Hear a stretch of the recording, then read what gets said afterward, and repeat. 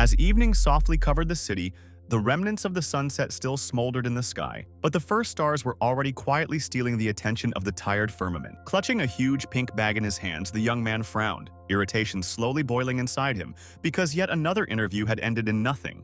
Today I was refused again, for the 18th time already, as soon as I started talking about pay. The employers expected meekness more than common sense. Only the memory of his beloved, whose support always seemed warm and reliable, slightly softened the growing tension inside. He didn't allow himself to get stuck in heavy thoughts. Abruptly cutting off the flow of regrets, the guy decided to throw this failure out of his head. Even though the job didn't work out, his part-time delivery job held up, and he used his hard-earned money to buy a cake for their anniversary. As Liu Nian approached her house, he slowed down, a strange sound coming from a parked car catching his attention more than he would have liked. The worst thing was that the voice from the salon belonged to Yuchi, and with unexpected ease, she admitted to another that he was closer to her. Taking a closer look, he became convinced of the obvious. His fingers squeezed the bag until it crunched, and a heavy anger suddenly appeared on his face. He was suddenly pulled out of this state by a phone call. His mother appeared on the screen, her voice trembling with grief and fear. What I heard turned out to be more terrible than betrayal. My father and cousin were dying, and my mother asked me to come urgently. The shock that washed over him made the young man drop the cake, and the cream spread across the asphalt, as if the familiar stability of life was crumbling along with it. There was no time to deal with the betrayal now, and suppressing a flash of anger, he rushed off, heading towards his family. At the city hospital, they were greeted with dry words. The condition was critical. The brains of the father and brother were already on the brink of danger. The nurse on duty quietly added that there were too many such cases, but even specialists did not understand the cause of the sudden coma. Without waiting for further explanations, the boy burst inside and immediately went to his mother, whose condition spoke louder than any words. A woman nearby spoke through tears. Her son had also fallen into a coma, having played the same popular game for a long time before. The most pressing thing was the senselessness of the situation. The server was located abroad, helmets were broken, but they stubbornly reappeared. It was hard to imagine how a simple game could cripple people, and the young man frantically went over every detail in his memory. It then emerged that after losing his job, my father became interested in the game with his brother, and even created a team for broadcasts and income. The hero had no intention of sitting idle, already holding the helmet in his hands because it was the only way to get into this strange world. The mystery seemed too enticing. The game that sent people into a coma clearly hid something more than just ordinary entertainment. As soon as the helmet was on his head, a soft blue light flashed, and his facial expression revealed a firm determination. Almost instantly, the system responded. The continent of glory welcomed the new player as if nothing strange had happened. After spending several hours inside, the player found himself in a newbie village, where some ghoul suddenly decided to attack without explanation. Without missing a beat, he grabbed the AK-47 from the starter kit, preparing to send his enemies packing with a grim excitement.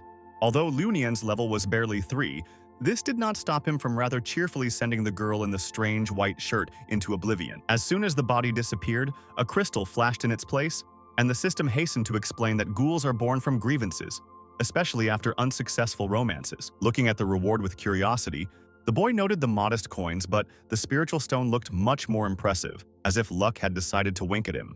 Carefully putting the trophies into a bag, he chuckled contentedly. The decision to leave the village had clearly proven more profitable than the tedious task of gathering herbs. Suddenly, someone's blow rudely interrupted this moment. The attack was so powerful that an unpleasant sharp discharge went through the body. For a newbie, this was too sudden, as it arrived without warning, leaving only anger and slight bewilderment. As they approached, the opponents lazily discussed how a player of such a level even dared to play the hero without an escort. They looked impressive, but their nicknames and weapons were even more disturbing, as if they were already promising an extremely unpleasant ending. Yuchi suddenly appeared among them, and the icing on this crooked cake was that same new guy with a satisfied grin. Without wasting any time, the hero threw the skunk bomb, the thick smell instantly covering the area, causing the confident heroes to wince. The plan was simple and almost ingenious. While the enemies were suffering from the stench, he had to disappear gracefully, preferably without heroism. As he ran away, Liu Nian even mentally praised himself for his foresight, a rare case when preparation really does save the day. But luck decided not to drag out the joke. A long knife flew into my back, and the pain hit so sharply that the world jerked for a second. The sensations turned out to be too real.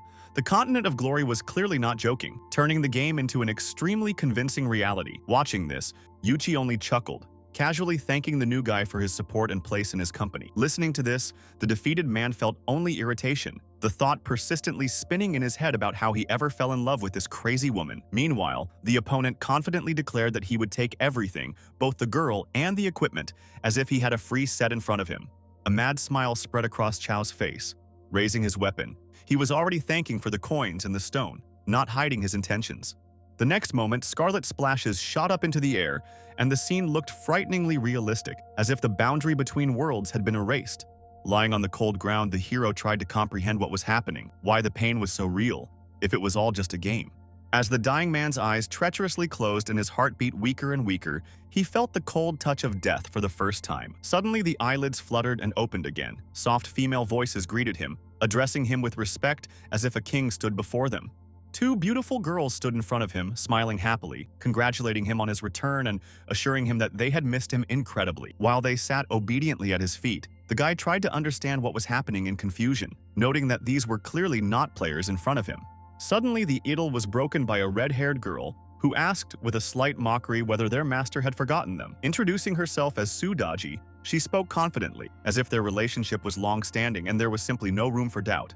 Handing over the mirror, the blue-haired girl softly explained that his return was long awaited because he was the king, and all those present were his slaves. Looking at his reflection, Liu Nian froze. His facial features changed, his hair became longer, and a strange mark made his image frighteningly alien. He jerked back and threw the mirror aside, questions pouring out one after another, his voice loud, but the answers still eluded him. Bowing at the guy's feet, the girls hastened to explain that they were now in the tomb of their ancestors, and that they themselves were guardian demons. Gradually putting the pieces together, the young man concluded that the system had malfunctioned, and instead of a normal character, he found himself in the body of the main villain. The recent pain of betrayal and anxiety for loved ones suddenly receded, giving way to a strange feeling of power and relief. Bold fantasies immediately arose in his head, where no one would refuse him, and life suddenly became suspiciously pleasant. The thoughts were interrupted by Sudaji's voice. She suggested taking a bath to wash away the traces of rebirth and restore strength. With a slight smile, he took her hand, thinking that luck had finally decided to turn its face on him, and now even thoughts about his ex did not bother him. Opening the doors, the newly crowned king found himself in front of a luxurious pool, the surface of which was decorated with carefully scattered flowers. However, this wasn't the only thing that caught my attention. My gaze lingered on something unexpected, causing my eyes to widen in surprise. It turned out that the young girls decided to accompany him here as well, as if this was considered something completely natural. Slightly embarrassed, the demonesses admitted that they had been waiting for this moment for a long time and did not want to miss the chance to be close. It was impossible to contain his emotions. The young man was openly enjoying what was happening, realizing that the situation was going beyond the usual. Without thinking twice, he stepped into the hot water in his robe, catching the aroma of wine, and was surprised to note that the game could even be felt in the smells. Almost immediately, Sudaji came closer, gently explaining that in his past life, the Lord loved to bathe in wine, as it accelerated his cultivation. He noted to himself with a grin that if strength came through such pleasures, then he certainly wouldn't have any objections. Strangely enough, the hero felt neither fear nor confusion. On the contrary, contentment rose within him. Everything was working out too well.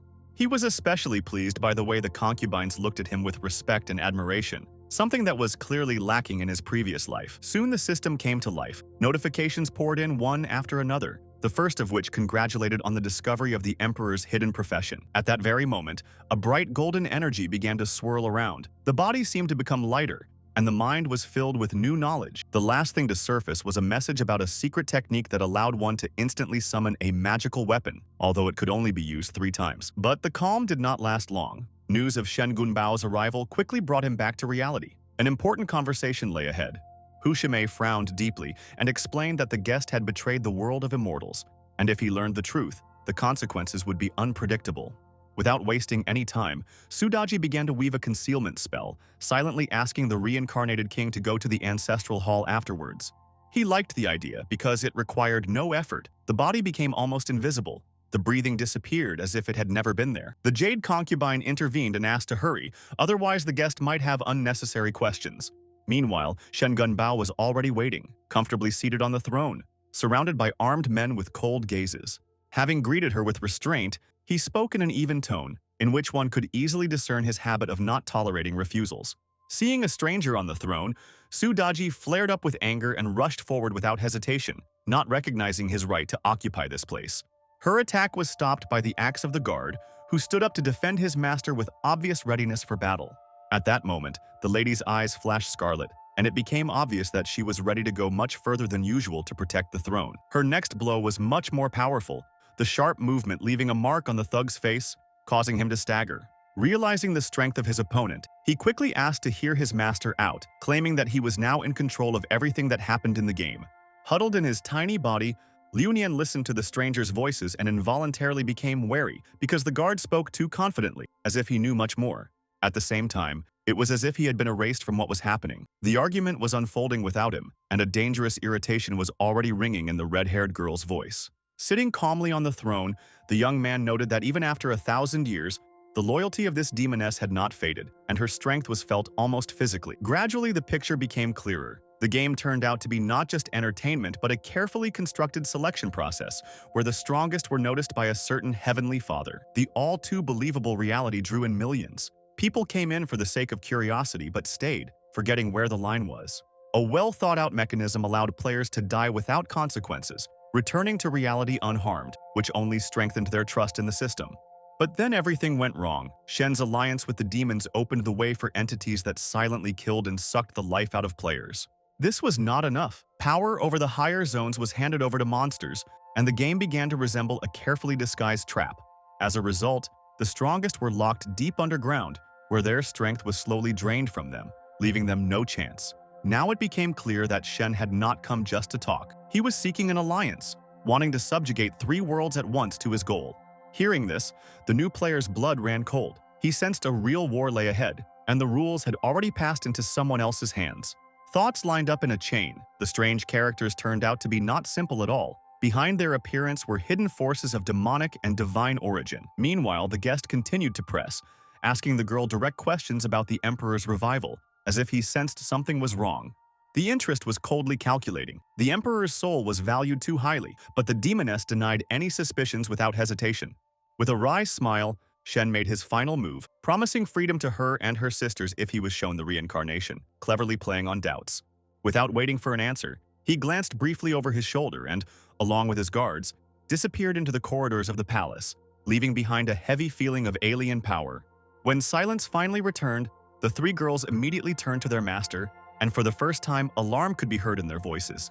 Despite his determination, the reincarnated man's thoughts were not only focused on the game's disaster, somewhere deeper lay the goal of saving his family at any cost. Having caught this mood, the demonesses bowed without hesitation, taking new oaths. Their voices now sounded not only of devotion, but also of readiness to die for their master. Carefully holding out the majestic seal, Sudaji quietly explained that only one with the blood of the Emperor could open it. Thoughtfully turning the seal over in his hands, Liu Nian admitted that his memory seemed to have been erased, and he no longer understood what treasures this thing concealed. The red-haired woman intervened in time, gently suggesting the right words, and as soon as they were spoken, the young man's gaze filled with a thick golden light. Obeying the spell, the seal rose smoothly into the air, blazing so brightly that he involuntarily jerked back, not expecting such an effect. Carefully extending his hand towards the radiance, the reborn king froze for a moment. A mixture of excitement and slight anxiety about the unknown mixed within him.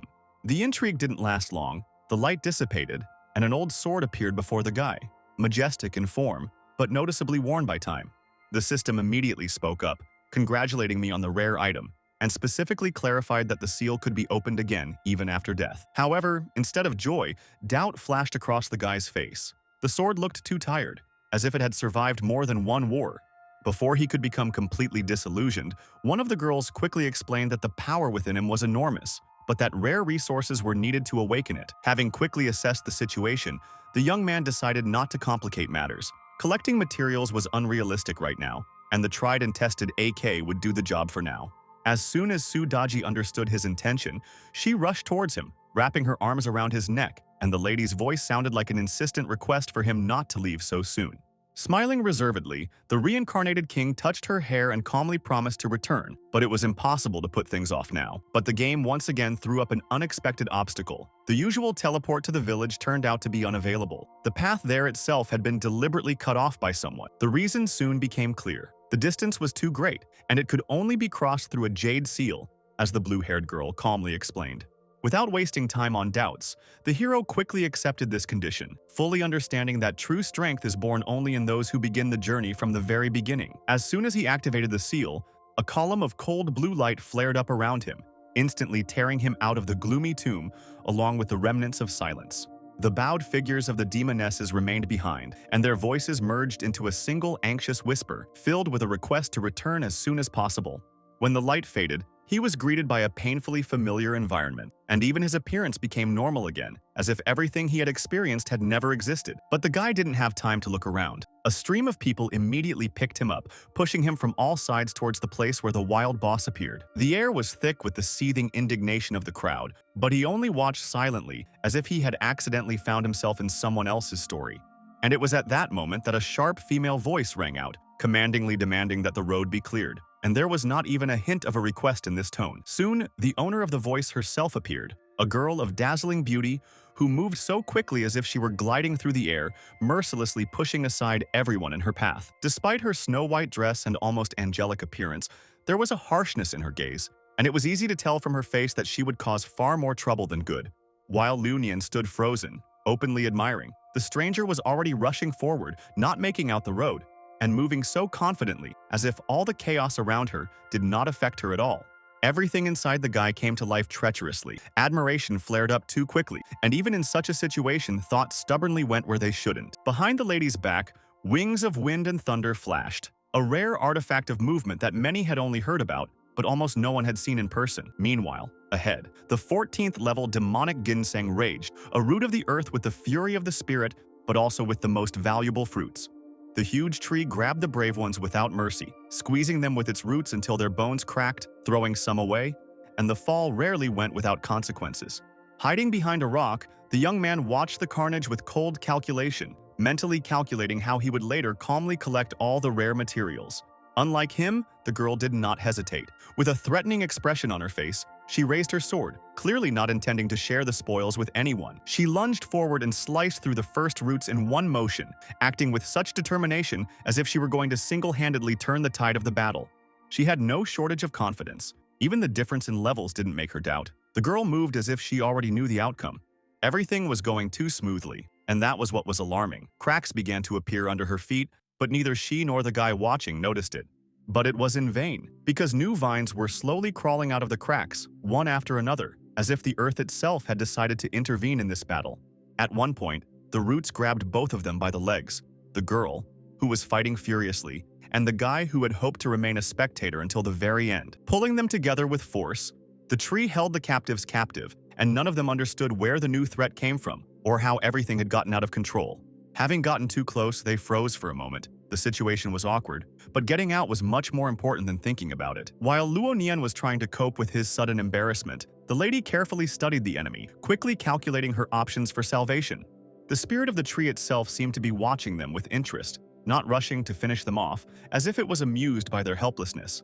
Strange yellowish drops were dripping from the vines, and the girl assumed that these were fruits that could explode at any moment. The guess was confirmed instantly. There was a pop, and the sticky green mass flew around, covering both captives.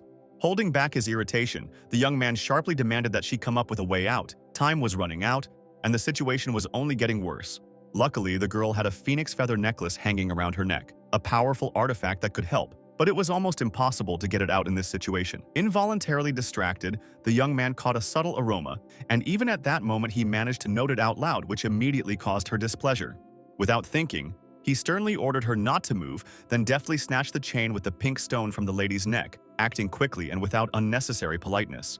Instead of gratitude, she flared up with anger, hurt much more not by the act itself, but by his tone, too confident and not at all respectful.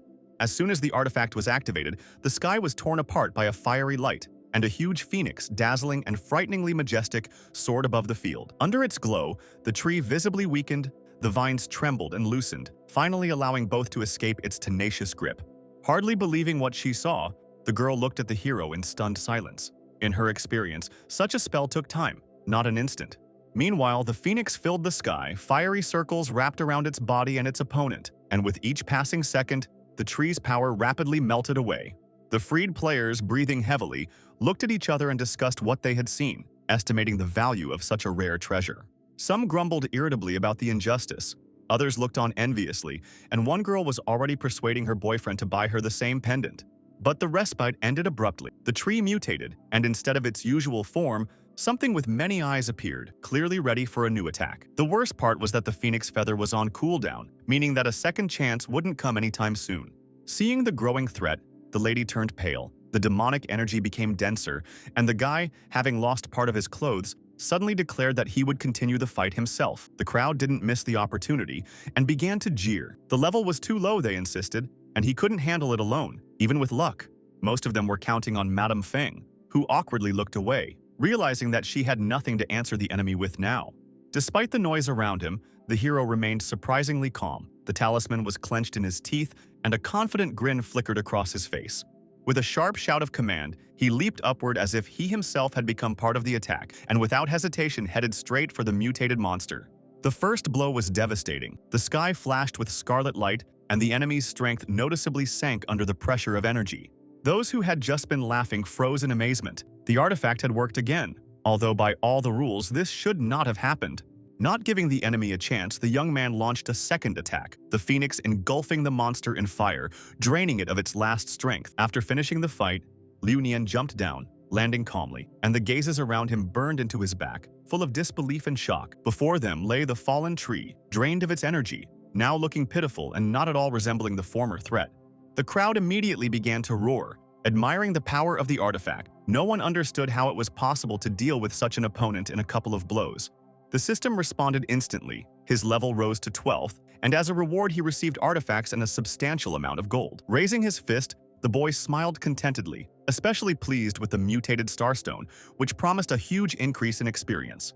The girl standing next to him blushed. Her admiration was too obvious. She looked at him as if she saw real strength for the first time. Yuchi watched from the side, next to her new companion. Her gaze darkened. Her ex's luck irritated her, and a plan was already being born in her head. The guys looked at each other with displeasure and were noticeably irritated. His victory didn't bother him as much as the attention of the girls, which he collected too easily. No longer hiding their envy, someone began to whisper, assuring that the young man was cheating and that the strange object in his mouth helped to instantly activate the treasures. Listening to these words, Madame Feng narrowed her eyes, thoughtfully noting that his behavior really did look suspicious. In reality, everything was decided by a spell that allowed any item to be activated 3 times without a delay, which gave an almost unfair advantage. True, the trick had an unpleasant price. After the 3rd time, the thing would be destroyed, and the cost of the talisman could easily cover a decent home. Without waiting for a pause, the girls surrounded Liu Nian, shouting enthusiastically. Some even tried to get too close, as if the reward had already been decided. Feng stood to the side, holding back her irritation, a plan quickly forming in her head to test his strength in the most unexpected way. Without hesitation, she moved forward sharply, confidently pushing through the crowd, as if she had already decided the outcome of this meeting. When the lady appeared next to him, the young hero tensed up, and the thought of the broken artifact flashed through his head, the price of which still weighed heavily on him. However, instead of reproaching him, the girl simply grabbed his face and kissed him, acting decisively and without a hint of doubt. There was an immediate uproar around her. The players watched with irritation, not understanding how she had chosen him, since before this player had only been laughed at. The girl pulled away and frowned. Her calculations had not worked out. Time had passed, but she still hadn't achieved any effect. The young man felt frankly embarrassed. The guilt for the broken phoenix feather weighed heavily on him, but she simply waved it off, as if the loss did not affect her at all. On the contrary, with a slight smile, she suggested taking a look at the Bohua Tower, hinting that his appearance after the battle left much to be desired. Without listening to objections, the lady confidently pulled him along, determined to finish what she had started no matter what. In fact, her intentions were far from good. Irritation was boiling inside, and she was going to find out the truth by any means necessary. With a barely noticeable smile, she was already thinking about how exactly she would force him to reveal the secret, leaving him no chance to evade it. The house where Madame Feng brought the guest was impressive in size. Everything looked so luxurious, as if real nobility lived there. While examining the interior, the young man couldn't help but estimate the cost. The gold and details screamed of investment that would in reality cost a fortune.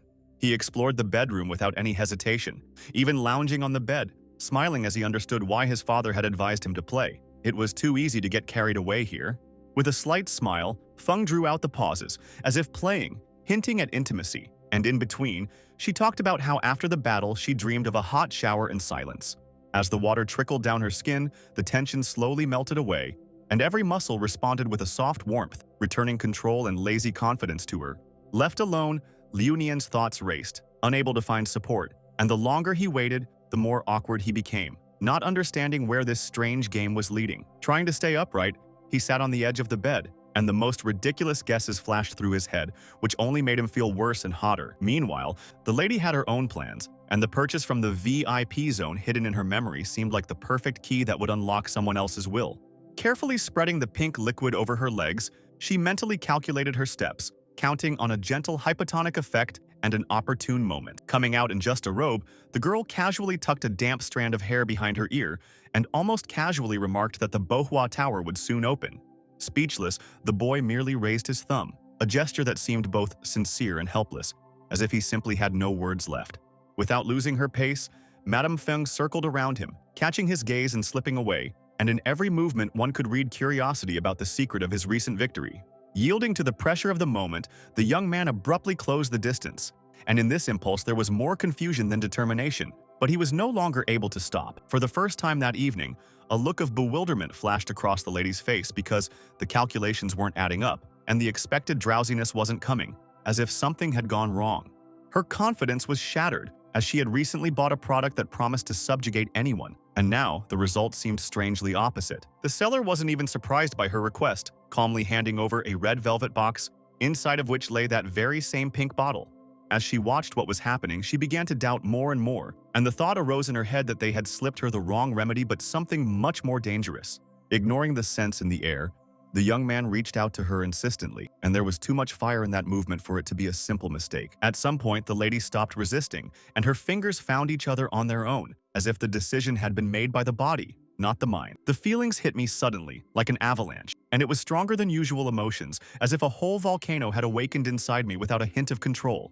In the morning, the girl lay wrapped in a sheet and frustratedly went through her thoughts, realizing that the solution remained out of reach. Although the guy tried to apologize, she was not satisfied, and shaking him by the shoulders, she demanded a simple and loud solution that would put everything in its place. Namely, she demanded that Liu Nian take her as his wife. Unable to bear it any longer, she threw a blue-bound book with the loud title Male Virtue at him, as if it were the final argument in the dispute. Giving him a sharp tug by the collar, the girl pulled her guest closer, and, with her eyes flashing, almost growled in his face that he now belonged to her completely, with no chance of retreat. Getting out of bed, she mechanically straightened her hair and, more calmly, said that it was time to get ready for the Manhwa Tower, since yesterday's delay did not suit her at all. As soon as she took a step, her legs gave way, and the lady suddenly sank down, unable to maintain her balance, as if her body had suddenly decided to play against her. Gritting her teeth, she flared up even more intensely, accusing the young man of everything in a row, while he mumbled apologies in confusion, not knowing what to do with himself. Realizing that she wouldn't be able to walk, Feng abruptly threw her black card to the guy, briefly saying that there was $1 billion in it and he would handle the shopping himself without any unnecessary questions. Intercepting the card, he froze for a moment because he was holding in his hands an amount that he had only heard about before, and this again reminded the guy of its level. As he prepared to leave, he tried to convince himself that he was doing this for his family, but a satisfied grin still crept through, anticipating a trip to buy expensive things.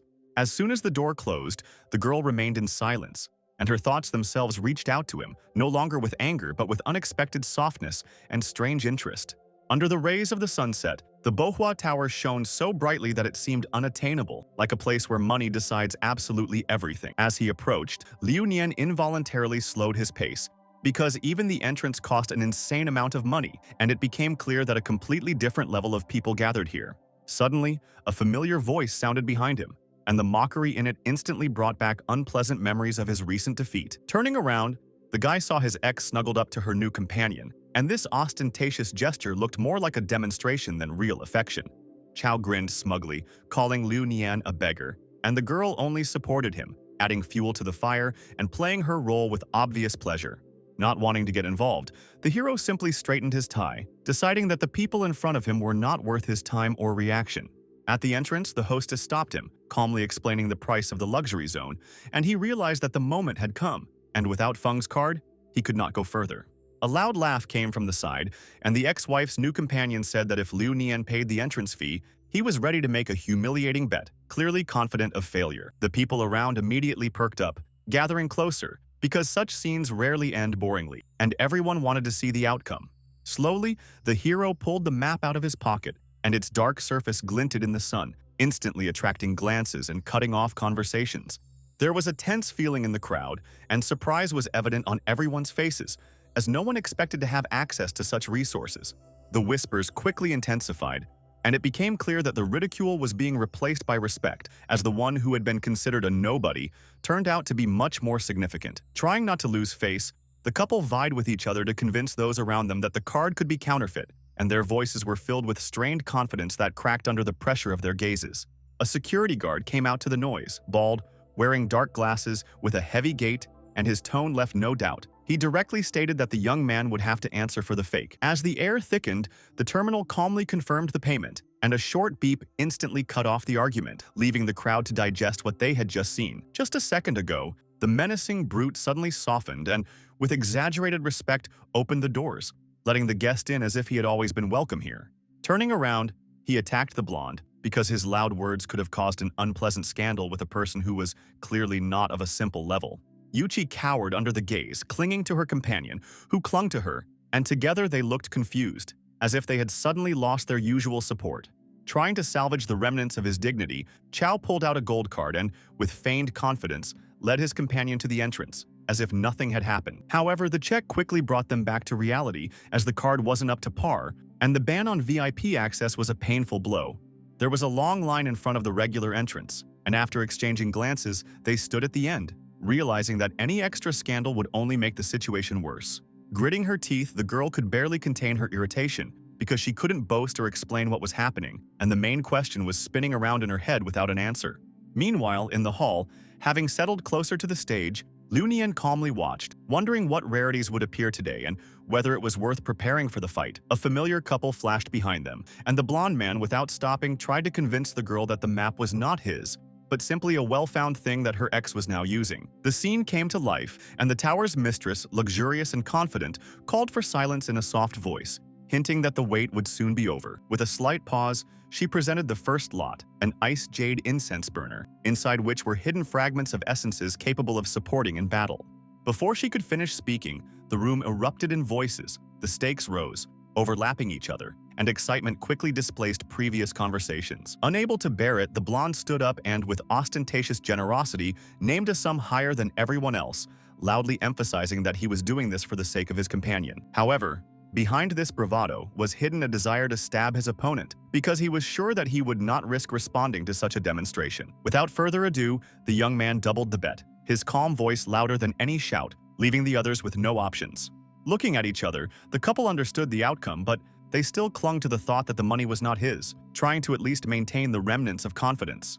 With a short blow of the hammer, everything was decided, and the item went to its new owner, finally securing his advantage over everyone present. With a slight smile, the owner congratulated him on his purchase, and almost immediately gently turned the audience's attention to the next lot, not allowing the public to freeze in one impression. As he accepted the censor, the young man was already mentally calculating how he could get the most out of it, and the thought that money opened up such opportunities was especially pleasant. Observing this, the ex quickly added a convenient version, deciding that his actions were just an attempt to regain her attention after his hurt pride. The player listened to the following objects with half an ear, and none of them caught his eye, as if everything around him had suddenly become too ordinary and predictable. When the last lot was brought out, the room became quieter, and the dragon's robe immediately attracted attention, as if it itself radiated power and hidden threat. As soon as the reborn king saw it, his interest instantly flared up, and his gaze was glued to the fabric, as if he was already imagining how to use this thing. Woven from golden threads and rare materials, the robe strengthened attacks and protected the wearer, and even the high price did not seem excessive. There was a whispering around, discussing its properties, and everyone tried to assess how much such an item could change the outcome of any battle. Unable to bear it any longer, the smug Chow stood up and offered everything he had, hoping that it would be enough, although doubt still flashed for a moment. Inside, he was already celebrating his victory, convincing himself that now he would definitely be able to prove his superiority and leave his opponent behind. The crowd picked up on this mood, and the cheers only fueled their confidence because the amount sounded impressive even for this place. Liu Nian slowly rose from his seat and calmly announced a new bet, which abruptly changed the course of the entire scene. Even the hostess couldn't hide her surprise, as such generosity had never been heard here, And for a moment, the room seemed to forget how to breathe. Conversations immediately broke out, and people looked at each other, realizing that in front of them was a man capable of spending such sums without hesitation. Looking at him with interest, the imposing owner of the tower was already thinking about the future, realizing that such a guest could not be let go without attention. Realizing that it was impossible to interrupt, the others quickly retreated, and the mantle passed to the new owner without further struggle. Without hiding his emotions, he turned back, and his look was eloquent enough to convey his mood without words. A wave of satisfaction rose inside, and in it there was not only a sense of victory, but also quiet retribution for past ridicule. Literally biting her elbows in resentment, Yuchi finally accepted the fact, and her previous doubts crumbled, leaving an unpleasant feeling of lost opportunity. Already mentally rebuilding her plans, she began to look for a way back, deciding that now it would be much more profitable for her to be with him than before. Once you stepped over the threshold, it was hard not to slow down. The luxury was literally staring you in the face, and every detail screamed money so loudly that you didn't want to argue with it. With a satisfied grin, Liu Nian threw on his robe and, looking at his reflection, caught himself thinking that he had too quickly become accustomed to looking expensive and confident. A creaking sound broke the silence, and Yuchi slipped inside cautiously, immediately lowering her gaze and starting to quietly apologize, as if she knew in advance that she was not welcome. Without really listening, the young man merely lazily reminded her of her current beau, crossing his arms and looking as if the conversation had long since ended. She had no intention of giving up, and, closing the distance, she gently wrapped her arm around his, trying to regain the lost closeness, even if only through touch. With a forced sweetness on her face, the girl again and again offered to make amends for the past, and her words sounded insistent, turning into mild pressure. Behind this effort, there was a hidden calculation. The look revealed much more than words, because the interest in the black card outweighed any feelings. Such tricks didn't work. The guy now had more than enough female attention around him, and recognizing falsehood became a habit for him. As soon as I remembered the betrayal on the anniversary, my patience ran out, and a sharp movement sent the importunity away without further ado. The situation was interrupted by a calm voice, and the mistress of the Bohua Tower entered the room, seeming to observe what was happening with mild interest. Squinting slightly, she walked forward slowly, the red fan in her hand moving lazily, adding a touch of confidence and hidden mockery to her appearance. Coming closer, she addressed the owner of the robe, and he was visibly embarrassed by the surprise, since the conversation was planned without any extra witnesses. The woman's tone was impeccably polite, but her appearance was so striking that it was difficult to look away. Meanwhile, Yuchi remained nearby, and after everything she had been through, she looked as if she had just been dropped not only to the floor but also below. The hostess could not tolerate extra guests, and with one precise movement sent the uninvited visitor away, settling the issue without words. However, the door swung open again, and Chow burst inside with men in uniform, confident that he would now put everything in its place. Upon approaching, the law enforcement officers briefly explained the reason for their visit, hinting at a complaint and the possible misuse of other people's funds. A tension flickered inside Liu Nian, and the card was handed over without further ado, as the situation formally didn't look all that clear. While the test was going on, Yuchi had already managed to change sides, clinging to Chow and acting as if the outcome was already known. But the outcome was simple and unpleasant for them. The card passed the test, since the design had been done by Mrs. Feng in advance, and the whole idea crumbled to dust. Before leaving, the law enforcement officer lingered and coldly reminded Chow of the consequences of false accusations, hinting that next time, without evidence, the conversation would be completely different. The recently confident snitch became confused, scratching the back of his head and avoiding glances, while Yuchi, standing next to him, looked at him as if she saw weakness in him for the first time. Unable to cope with the humiliation, he lost his temper, and a stream of screams fell upon Liu Nian, who only raised an eyebrow in surprise, clearly not expecting such a childish outburst. Wanting to get even, Chow abruptly pulled out his weapon, deciding that the forceful pressure would bring back the lost face, and desperate determination flashed in his eyes again. However, the man standing opposite was not one to be easily intimidated, and he saw the impending fight more as a test for his new robe than a cause for alarm.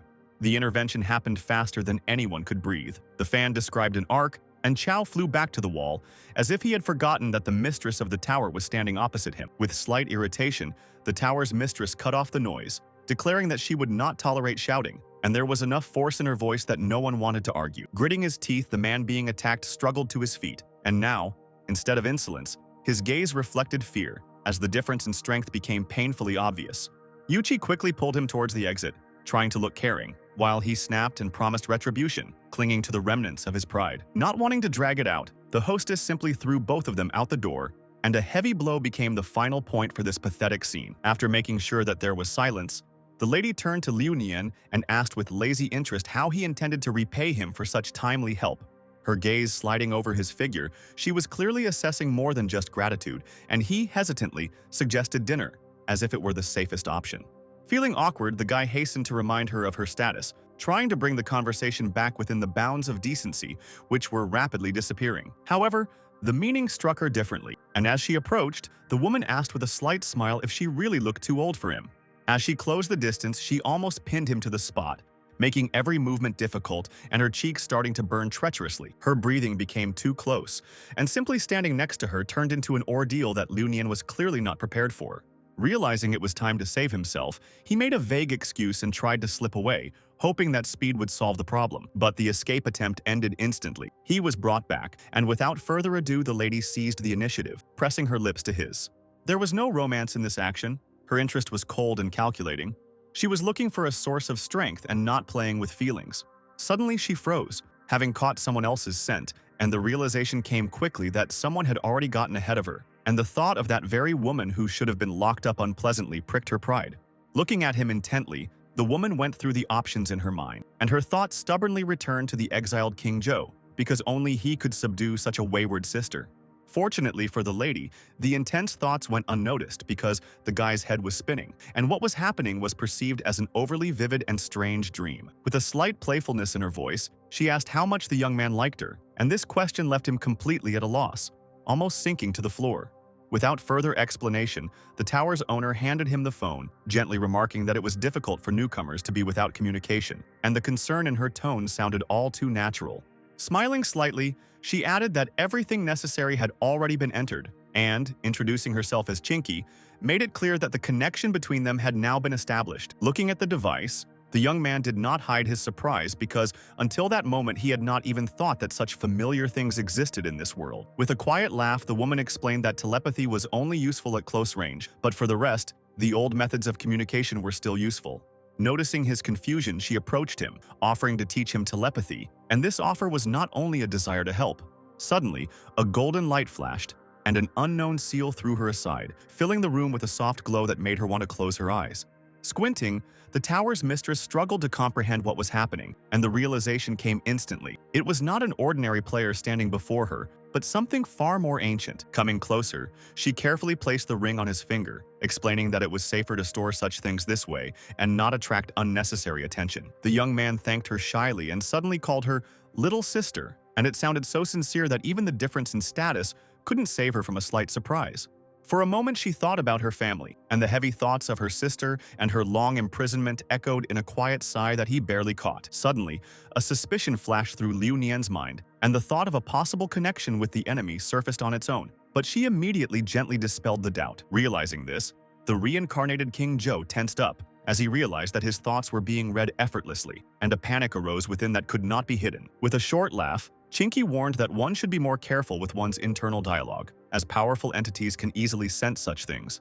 Trying to smooth over the awkwardness, the young man began to generously distribute compliments, and this change surprised her more than the entire previous scene. A book emerged from the folds of her clothing, and as she handed it over, the lady quietly hinted that the path ahead was dangerous and required attention to detail. After accepting the gift, Liu Nian immediately got down to business, asking about the possibility of obtaining information, since the search for his relatives remained the top priority. Having agreed to help, she asked for a little time and, having said goodbye, he headed for the exit, citing the need to take care of development. The mistress of the Bohua Tower was left almost alone, but the peace did not last long, and the mood in the air noticeably changed as another visitor entered. A short, fat man with a cigar appeared in the doorway and, without even hiding his intentions, began to make dubious compliments from the threshold. Without hesitation, he knelt down, offering treasures in exchange for the night, and his voice carried the self-confidence of a man accustomed to getting what he wanted. The answer came instantly, and, unable to contain her irritation, the lady spat right on him, showing her true attitude towards such proposals. At that very moment, his expression changed, and a wary surprise flashed through the lenses of his glasses, as if he sensed something hidden.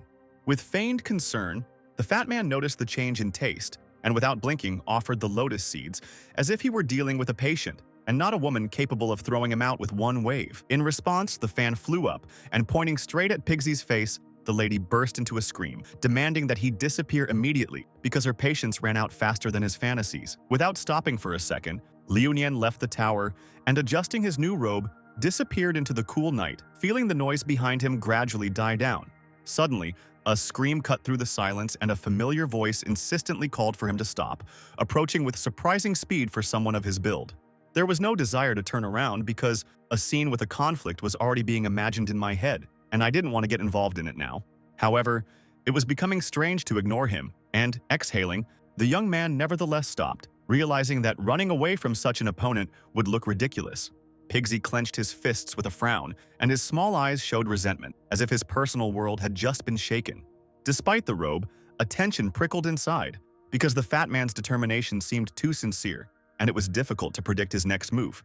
But instead of striking, he suddenly grabbed the guy's hand, clasping it with both palms, as if all aggression had dissolved without a trace. With a pitiful expression, he began to beg her to tell him the secret of how he had managed to win the lady's heart, and his voice sounded almost touching. Trying to leave, Liu Nian was met with persistence because Pigsy was literally underfoot, not allowing him to take a single step without an answer. Almost in tears, the fat man played his last trump card, declaring his affiliation with the Celestial Chamber of Commerce, and offered to fulfill any wish. This made me think because rumors about the possibilities of this organization had been circulating for a long time, and it seemed foolish to miss such a chance. Containing his interest, the young man pretended to be indifferent, declaring that he could afford a lot himself, and lazily asked what was so special about Pigsy. Having understood the hint, he perked up, and scrolls, elixirs, and talismans immediately appeared around him, sparkling so brightly that his eyes ran wild. Watching this, the guy smiled faintly because the desired effect was achieved, and the fat man himself opened his reserves to him. Choking on words, Pigsy explained the properties of each object, painting pictures of future power, while his listener calmly assessed the benefits. In response, he handed over a book with a clever title, presenting it as a relationship guide that would supposedly reveal all secrets. Having accepted the gift with delight, Pigsy thanked him as sincerely as if he had received an ancient artifact, already imagining future victories.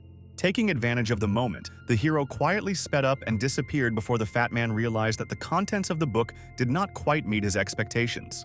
Meanwhile, scarlet eyes lit up in the forest, and a pack of wolves surrounded the area, turning the silence into an oppressive anticipation. Having activated the elixir, Liu Nian sped up and looked around, quickly assessing the threat, as there was a whole pack of predators in front of him. He gripped the hilt of the old sword and took a stance, and the wolves did not wait, rushing forward with a greedy lunge. Despite its worn appearance, the blade glowed with heat, and in the darkness the blade looked as if it carried fire from the depths. With each swing, the air was torn apart, leaving fiery traces, and the wolves, which had been frightening just a second ago, now flared up with every touch. Having recently lost to everyone in a row, the player now moved confidently, and in every swing one could feel determination, and a cheeky smile played on his face. This whole fight was a warm-up for him. Almost immediately, the system flashed a notification, congratulating you on your new level and opening up access to class selection, hinting that a completely different stage was about to begin. Having finished the fight, he sank heavily to the ground, replaying the recent blows in his head, since thanks to the elixir and the talisman, he had managed to suddenly pull ahead. Having opened the interface, the guy carefully studied the available options, and noticing a halt in skill development, decided not to delay and go to the main hall for answers. Without giving him a second to think, the system transferred him, and the space was replaced by a spacious hall where everything looked too official. A friendly girl sat behind the counter, and upon noticing the new guest, she calmly asked the purpose of the visit, as if such cases were commonplace for her. Trying to choose the usual path, he encountered a refusal and, slightly tense, switched to another group, hoping to bypass the restriction. However, this option didn't work either. The system stubbornly showed a discrepancy, and the girl only confirmed that the conditions had not yet been met. Left without an answer, Liu Nian thought, scratching the back of his head, because the situation looked strange, and not a single option fit his parameters. Realizing that time was running out, he took out the seal, deciding to turn to someone who definitely knew more, and the idea of the crypt seemed like the only way out. At that very moment, the energy picked him up and the world changed again, gently transporting him to where the answers might be much clearer. Once inside, the appearance changed, the hair lengthened, and the seal returned as if emphasizing the true essence. Sudaji was already waiting for him at the entrance, and from her look it was clear that the wait had dragged on, but the joy of the meeting outweighed everything. Without holding back, she rushed towards her king, showering him with words of devotion, as if every minute of separation lasted much longer for her. However, his attention was focused on something else, and, frowning slightly, he immediately asked about the strange problem with choosing a path. In response, she spoke with delight, mentioning his rare blood and hidden abilities, and in passing promised a way to bypass the restrictions. As soon as he thanked her, objections immediately arose from all around, because for concubines, service was not an obligation, but something taken for granted. While the reincarnated king was away, they had time to make preparations, and without revealing all the details, they led him through the corridors, hinting at a surprise. At the end of the journey, a huge bed awaited him, and its appearance alone indicated that the rest here would be incredibly restorative. With a slight smile, Daji explained the properties, hinting at energy balance, and this explanation made him noticeably embarrassed, not immediately understanding the hint. However, the idea seemed quite reasonable to the guy, because this method looked much more pleasant than grueling workouts or strange drugs. Sitting next to each other, the girls began to explain the intricacies of the technique that they had created specifically, putting maximum effort into it. The point was to strengthen the channels, and if everything went as planned, he would be able to perceive the energy of the world much more freely. As they approached, one of them added that after this, interaction with the Force would become natural, like breathing, and the path forward would become noticeably easier. Hearing about the 100th level, the guy noticeably perked up, because the prospect of immortality sounded too tempting to remain indifferent, and pure interest lit up his eyes. Even though 9 channels and long training sessions lay ahead, he had no intention of retreating, especially since the journey promised to be not only useful, but also unexpectedly pleasant. Retaining memories of their past greatness, the demonesses easily took on the role of mentors, having once already carried out similar practices for their king. Unaccustomed to it, he felt lost, because their attention was too intense, and his cheeks betrayed him by flushing with heat, betraying his inner confusion. Not letting him drown in doubts, the girls gently but confidently laid him on the bed, and he didn't even try to resist because what was happening seemed right. From the very first moments, he felt an unusual energy, as if the surface itself was breathing power, and he had definitely never experienced anything like this before. Feeling the changes, he sincerely praised their work, sharing the sensation of his body being filled with warmth and strength, not hiding his surprise. With a smile, Daji explained the nature of the effect, and the details about the demon kidneys that were used for this bed sounded unexpected, but it was they that made the energy source so powerful. Almost immediately, the system began issuing notifications, recording increases in indicators, and each of the 3 perception channels responded to what was happening. Suddenly, the space was illuminated by light, and a golden glow spread throughout the room, as if the energy itself had decided to make itself visible. Rising above the surface, the reincarnated King Joe felt his body fill with power, and this was due to the opening of a new stage of development. Seeing this, the girls simultaneously fell to their knees, greeting him as an emperor, and their voices sounded with sincere admiration.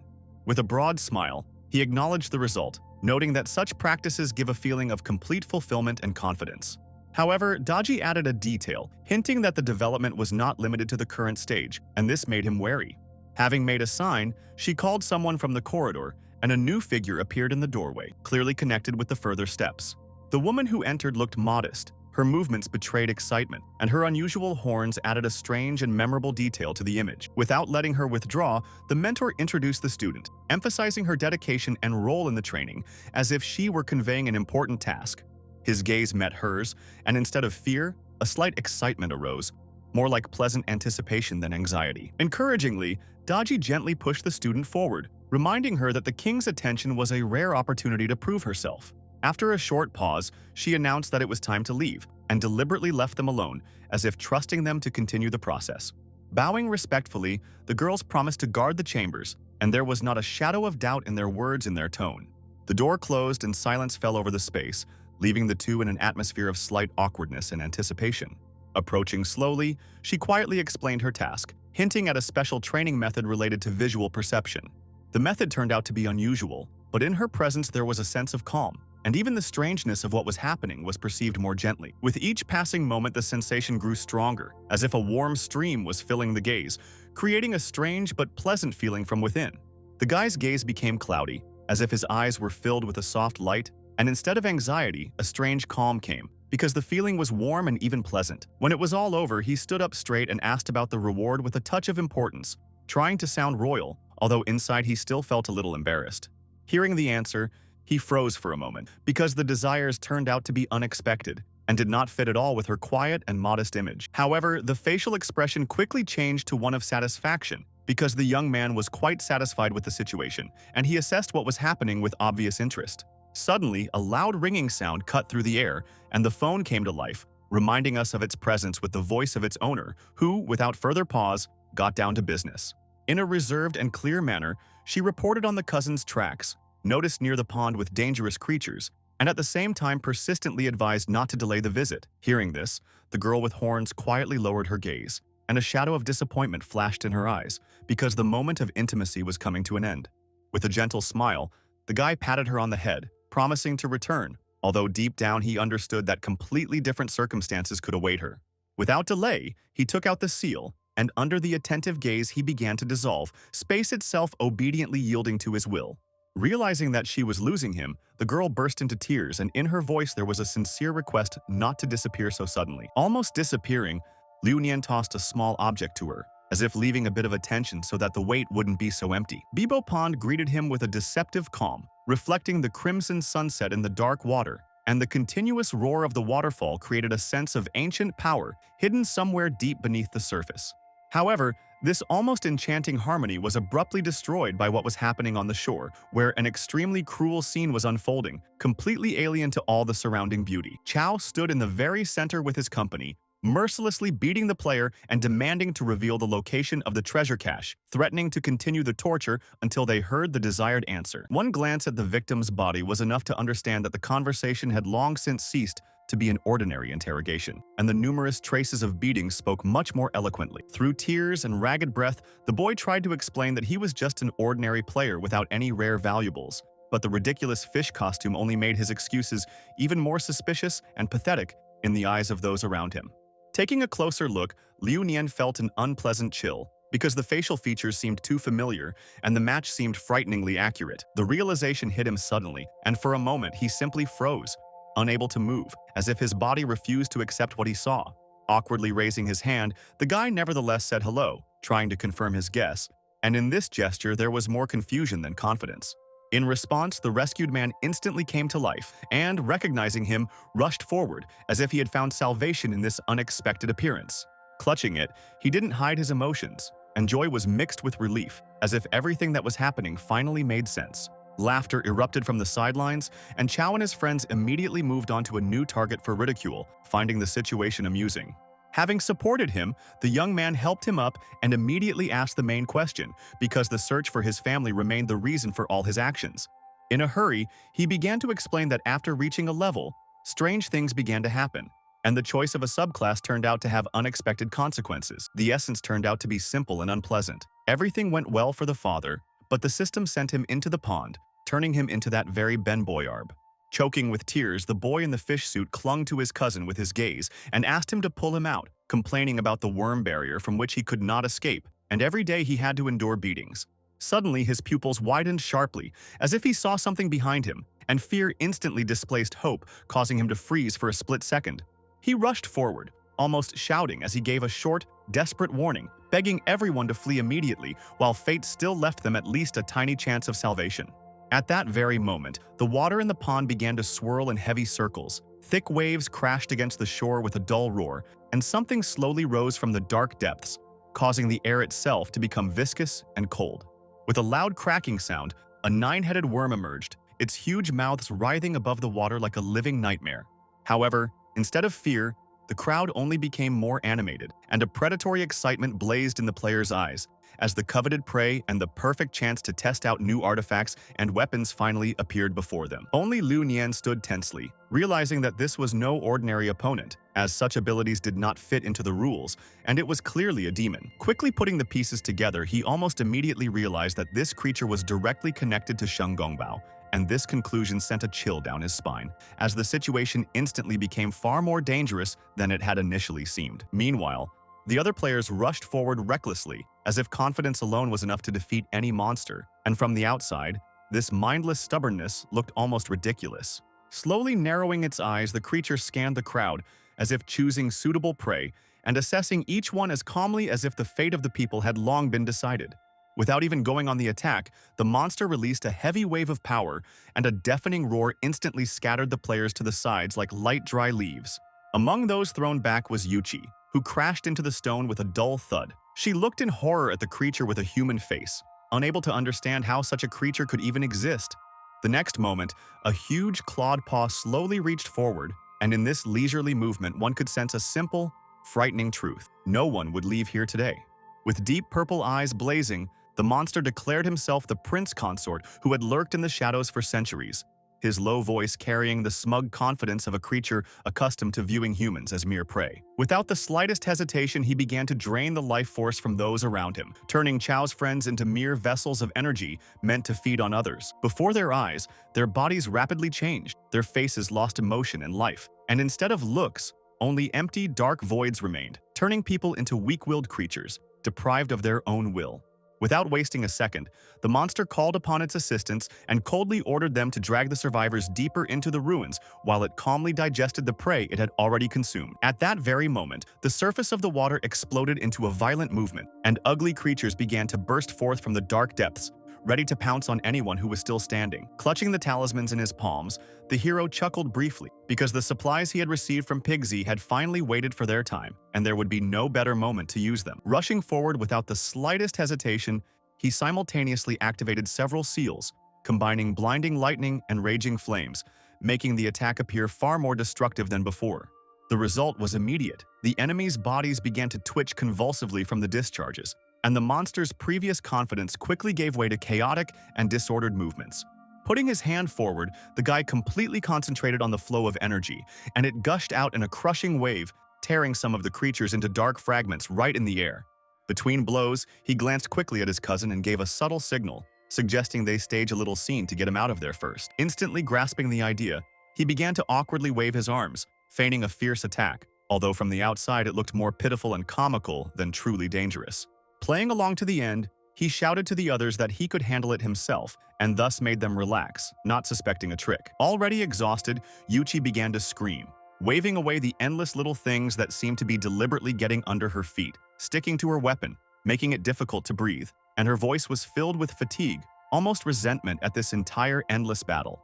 While fighting off the annoying attacks, Chao looked focused, but in his mind he was far ahead, already drawing up a plan in his head in which the fire cannon would become the main trump card and decide the outcome of the battle. In fact, the weapon turned out to be strong and reliable, adding power, although it did not turn the owner into something great. But for an ordinary person, it gave a tangible advantage. Holding the bulky structure with noticeable effort, Chao could barely cope with the weight, his fingers slipping, his body trying to move to the side. But stubbornness prevailed, because the target had already been chosen and he was not going to retreat. When the shot finally rang out, a hole appeared through the monster's body from which a golden glow poured, bright and almost beautiful, suddenly giving hope to everyone present. Where the demon's heart had once beaten, there was now a gaping void filled with light, and for a second even the air became lighter, as if the world itself had decided that the outcome had already been decided and the enemy would not rise again. Immediately, a noise arose. Voices merged into an enthusiastic roar. The team surrounded Chao, showering him with praise, and Yuchi could not bear it and literally collapsed at his feet. Only Liu Nian remained wary quiet. From the outside, it seemed that he was completely absorbed in his own fight, moving precisely and detachedly, as if there was only one opponent in front of him, and everything else had ceased to exist and did not deserve attention.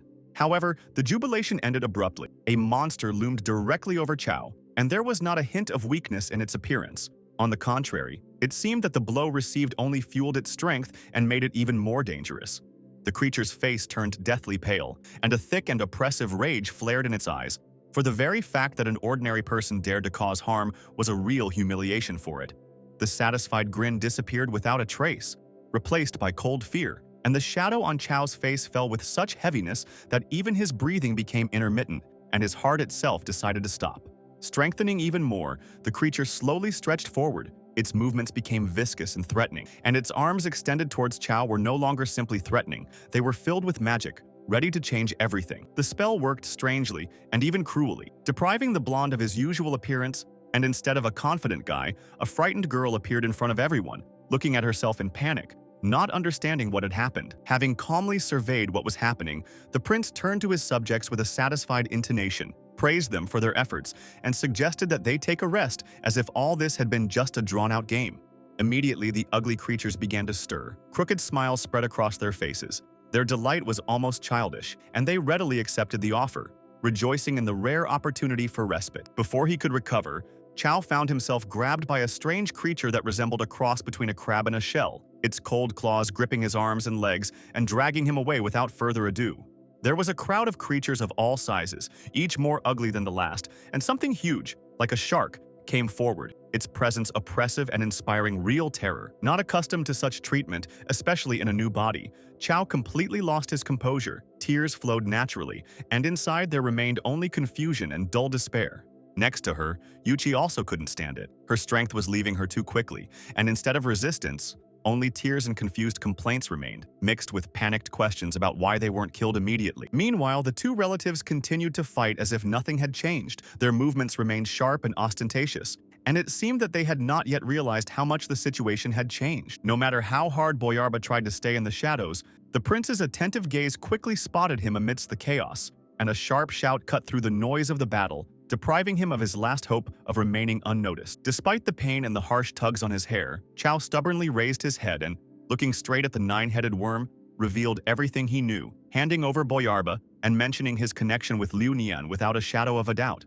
Unable to bear the tension, Yuchi hastened to intervene, confirming Chow's words with such readiness, because this was her only chance to somehow influence what was happening. The demon flared up instantly, stretching his hand forward, and the air seemed to compress with rage, and a cry with the promise of imminent death rolled across the field, condemning two people at once to inevitable retribution. Liu Nian barely managed to stay on his feet as he felt a powerful wave of energy crash into space, and even he felt uneasy from the force that effortlessly fell upon them.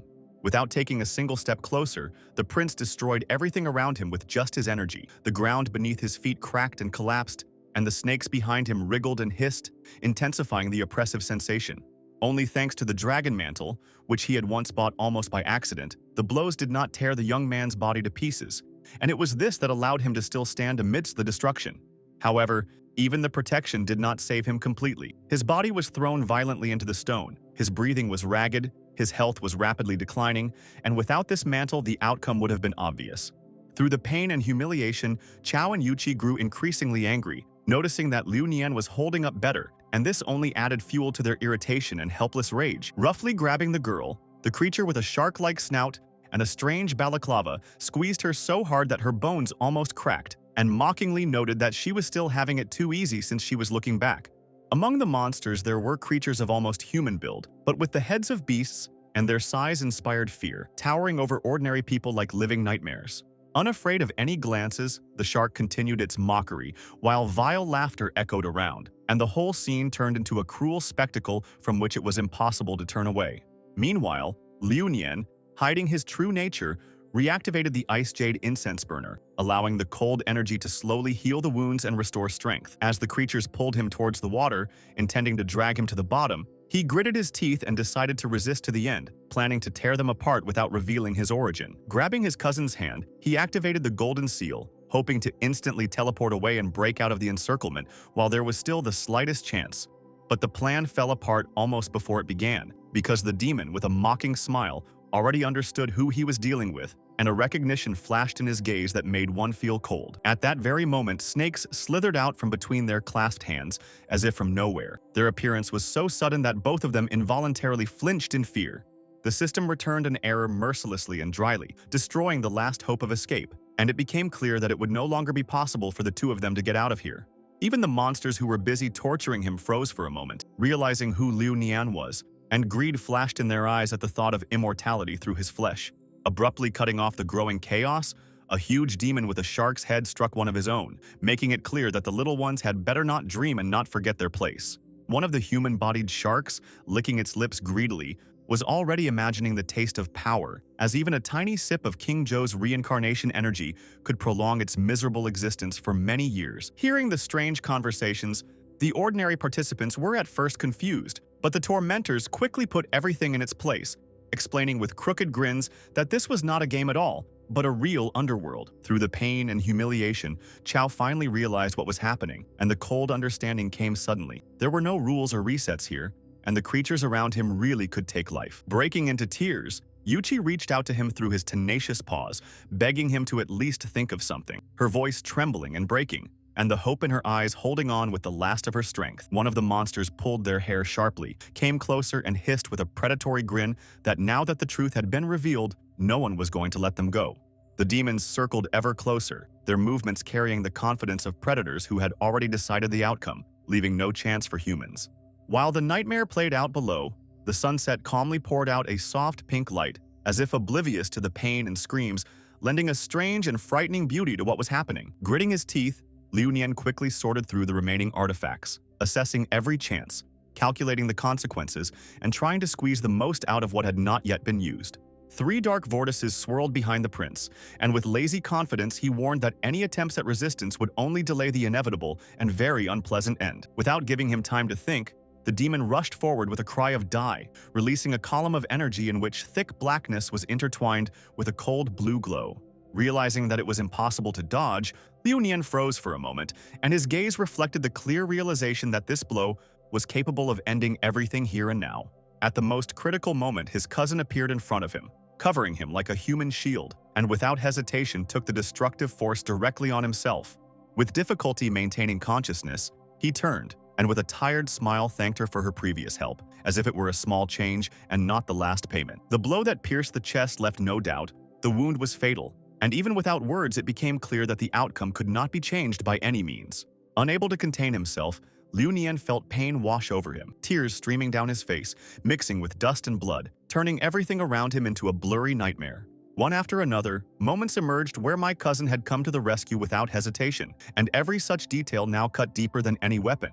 Having been by his side since childhood, he always offered his shoulder, whether it was a fight or a simple game, and this constant support seemed to be something taken for granted. Now the lifeless remains of his body were indifferently tormented by a monster for whom a man was nothing more than useless prey without a name or past. Having finished with this, the creature turned its heavy gaze to Liu Nian, lazily informing that the next turn belonged to him and no one would postpone it. Through tears and pain he straightened up, and a stubbornness lit up his eyes, quiet but unyielding, making it clear that he did not intend to give up even in the face of death. Hearing this insolence, the 9-headed worm became noticeably angry, because to him, such an attitude looked like a pathetic attempt to appear stronger than you are, and there was something almost offensive about it. In response to this pressure, Liu Nian did not make any excuses, but simply pulled out a handful of talismans and threw them forward sharply, deciding to speak not with words, but with actions. However, for the demon, this attack was nothing more than a light rustle, as if a wind with sheets of paper had hit him in the face, posing no threat. With a casual wave of his hand, he scattered the talismans to the sides, and with a lazy grin made it clear that such tricks were not worth his attention. Without allowing himself to stop, Liu Nian suddenly activated the wind bracelet and threw it forward with tripled force, putting everything he had left into this gesture. He then rushed into attack using the purple triple brooch, and for a moment it even seemed that the demon's pressure weakened slightly. Driven by rage, the young man did not slow down, throwing out artifacts one after another, as if the supply was endless, and each new attempt could be decisive. Without complete confidence in success, Liu Nian acted on intuition, hoping that the combined power of the items would still produce results. The players watching the battle couldn't hide their surprise, as the number of artifacts used seemed insane, and many were already mentally putting him on the same level as the prince. Clenching their fists in anger, Yuchi and Chao looked at it differently, envy of Liu Nian's wealth burning stronger than fear, and irritation was visible in their eyes. At the same time, the rest clung to what was happening as their last hope, because if he held out, they would have a chance to get out alive. Despite this, the torturers did not stop their torture, continuing to torment people as if the battle did not concern them at all. The situation was becoming increasingly difficult. The wounded could hardly stand on their feet, and the outcome looked so precarious that it was impossible to predict. With mocking calm, the prince turned to Liu Nian, asking with obvious mockery whether he really hoped to even touch him with these trinkets. Although fear flashed in the young man's eyes, he did not retreat, stubbornly continuing to move forward, as if giving up the fight itself was worse than death. The subordinate snakes, being part of the demon's body, easily intercepted his attacks, stopping each movement before it reached its target. But suddenly the prince's expression changed, and something new flashed through his body, pain and a strange paralysis that did not fit with the image of an invincible man. Noticing this, Liu Nian seemed to come to life. His gaze lit up with confidence, and his movements became sharper. He forcefully cut through the air with his sword, sparing no effort. Even the monsters around began to exchange glances, doubt appearing in their eyes for the first time, because an ordinary person should not have been able to endure this for so long. Through their fatigue and blood, the people watched this with timid joy, and Liu Nian himself continued to strike, hoping that the weakened defense would allow him to turn the tide of the battle. Even through the malice and arrogance, bewilderment flashed in the monster's eyes as the tide of battle suddenly began to shift in a direction that was clearly not part of his initial calculations. Unwilling to accept this, the demon released a powerful stream of blue energy, filling the space to the brim, and the blow was so strong that Liu Nian was thrown back, unable to stay on his feet. After this blow, his strength almost left him. His health fell to a dangerous level, and only the sword thrust into the ground allowed him to maintain his balance and not collapse completely. Sensing the enemy's weakness, the monster changed abruptly, its body rapidly growing, rising higher and higher until it blocked out the sky and loomed overhead as an overwhelming mass. With a wry smile, the demon lazily remarked that even in the best of times, King Zhou could not harm him, hinting at the gap in power between them. Under the oppressive presence of the enemy, Liu Nian only exhaled heavily, gathering the remains of his will, and despite the fear inside, he did not allow himself to break completely. Gripping his sword more tightly, he straightened up and took a stance, preparing to continue the fight as if this was not a hopeless battle but an ordinary test. Something new lit up in his gaze, a strange gleam reminiscent of a flame, and his compressed lips betrayed his determination to go to the end without further ado. Sensing the changes, even the demon felt uneasy, as it became clear that Liu Nian had begun to use up the imperial energy that was usually saved until the last minute. Putting everything into one blow, he swung his sword, and the blade passed through the monster's body, splitting it in two and severing its head from the rest of its body. Without giving himself a second to doubt, Liu Nian moved sharply and precisely, understanding that the slightest mistake could cost him his life. Meanwhile, deep underground, the head of the demonic hierarchy sat lazily on his throne, bored, and clearly not expecting anything interesting. As the room suddenly filled with red energy, his expression changed and his eyes lit up with interest, as Shen realized that the king had finally revealed himself. Meanwhile, at the pond, people had already begun to rejoice, breathing a sigh of relief and believing that the worst was behind them. However, the monsters only laughed quietly as they watched this, their confidence not wavering for a moment, as if they knew something that was hidden from the others. Right before our eyes, snakes began to grow from the demon's shoulders again, writhing and hissing, making it clear that the battle was far from over. What he saw amazed even Liu Nian, as such a regenerative ability shattered all expectations and left an unpleasant feeling of hopelessness. The monster's wounds were healing before our eyes, the energy was returning, and his body was once again filled with strength as if nothing had happened. After his restoration, the demon looked even more massive, and his smile showed mocking pleasure when he noticed the fear in his opponent's eyes. Looking up at him, Liu Nian realized that the enemy had sacrificed one of his heads to restore him, and this discovery only put more pressure on the already shaky chances. Through the grimace distorted with rage, wounded pride was visible. The wound inflicted by the mortal burned the demon more than any pain, and therefore the determination to strike back became almost tangible. Realizing the futility of resistance, Liu Nian did not take a single step, because all means had already been exhausted, and there was simply nothing to defend himself with. Slowly closing his eyes, he accepted what was happening as inevitable, allowing his thoughts to quiet for a moment before the final blow. Suddenly, the sky flashed gold, and the light seemed too bright to be a coincidence, as if the world itself had decided to intervene in the course of events. An order came from above not to touch the king, and something powerful began to rapidly descend, causing even the demon to look up in surprise. From the radiance emerged dragons, blindingly golden, their light cutting the eyes and filling the entire space with grandeur and cold power. As they approached, they opened their mouths, and in their movements one could sense a predatory anticipation of imminent reprisal. The next moment, the monster's head separated from its body, and only then did it realize that its strength was exhausted and the end had come faster than expected. Almost immediately, the system issued a notification, congratulating him on his victory and informing him that Liu Nian now had a special pearl of the defeated demon. The artifact looked unusual, larger than usual, painted a deep purple color, and with it, the young man's level suddenly rose by several notches. The next message explained that this item was created from the essence of a high-ranking demon and could enhance the work of other magical items. Before the light had completely dissipated, a figure was already descending from the sky, and his horse confidently strode straight through the air as if on solid ground. Standing majestically, the savior held a sign of power in his hands, and even without words it was clear who exactly had changed the outcome of the battle.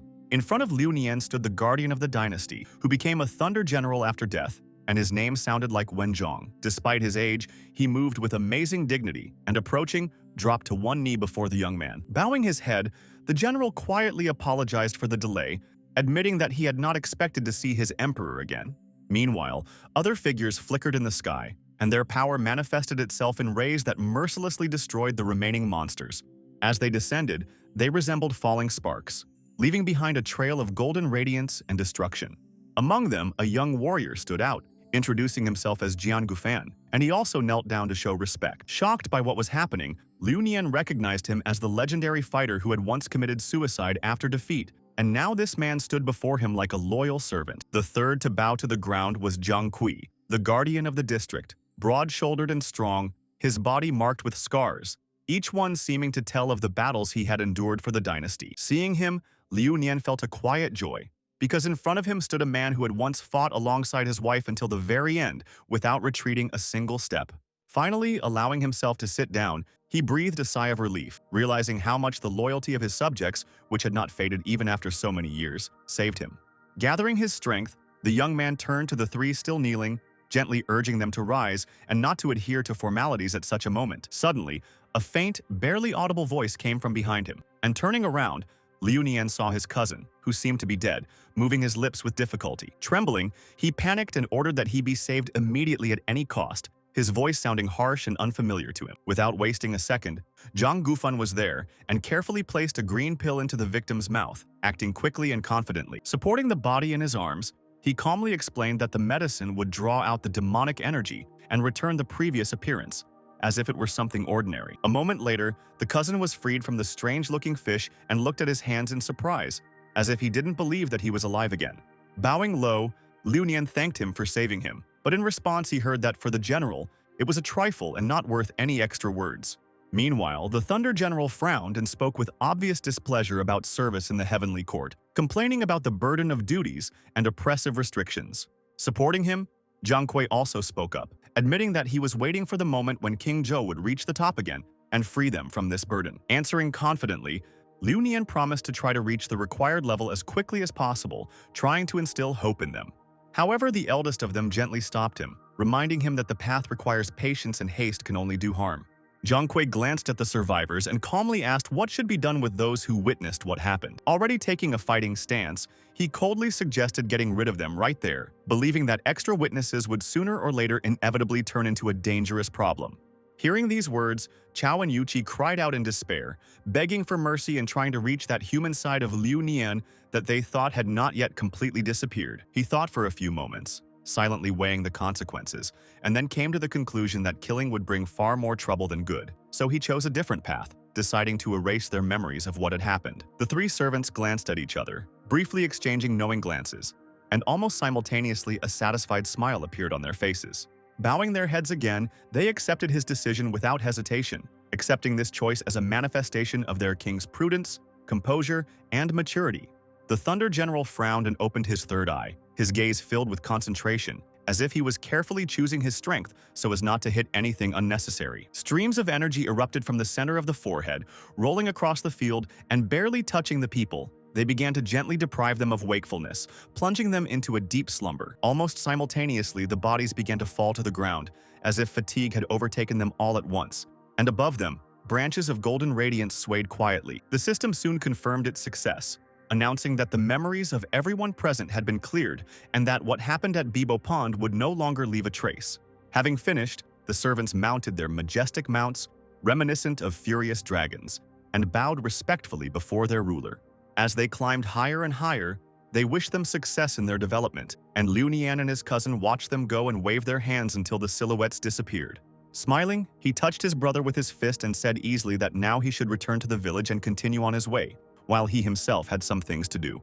Meanwhile, in the demonic realm, vast and alien, the sense of peace disappeared and tension slowly spread throughout its spaces. In one of the halls, a tablet associated with the life of the nine-headed worm cracked, and this sound sounded like an alarm signal. Upon learning of this, Wang Shen, the daughter of the Dragon King and the demon's consort, instantly became furious, realizing that her husband had died.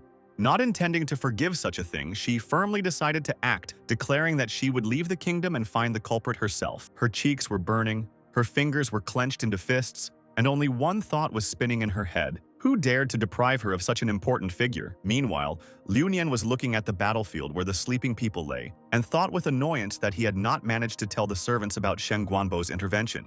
Putting it off until later, He decided not to waste time and took out the movement seal, realizing that after such a collision there was no longer any time to hesitate. Once inside the palace, the reincarnation of King Zhou opened the doors with a touch of joy, finally anticipating rest after a busy day. 3 girls immediately bowed before him, but a careful glance noticed the absence of one, and this made him wary.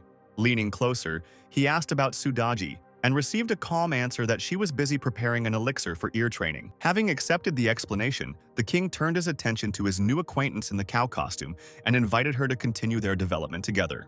The girl happily agreed, took his hand, and they headed into another room, leaving the bustle of the day behind. The time spent together proved useful, and the system immediately reported new achievements as if approving of the chosen method of recuperation. Running his hand through his hair, Liu Nian noted with satisfaction the changes. The world seemed to have become more transparent, and the feeling of being able to see through objects pleasantly made his head spin. At this moment, Sudaji entered the room. Her steps were light, and a warm smile played on her face, as if she had known from the start that she would find him in a good mood.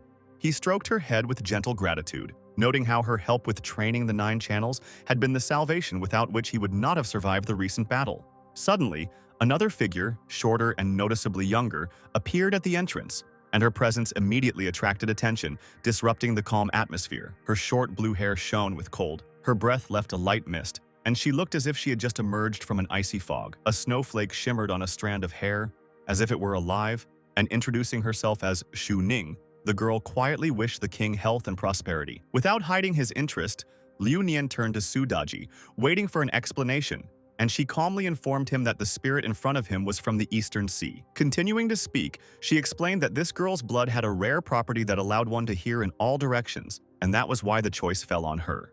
Hearing this, Liu Nian was slightly embarrassed, trying to imagine how such an elixir could be used at all, and rather awkward options arose in his head.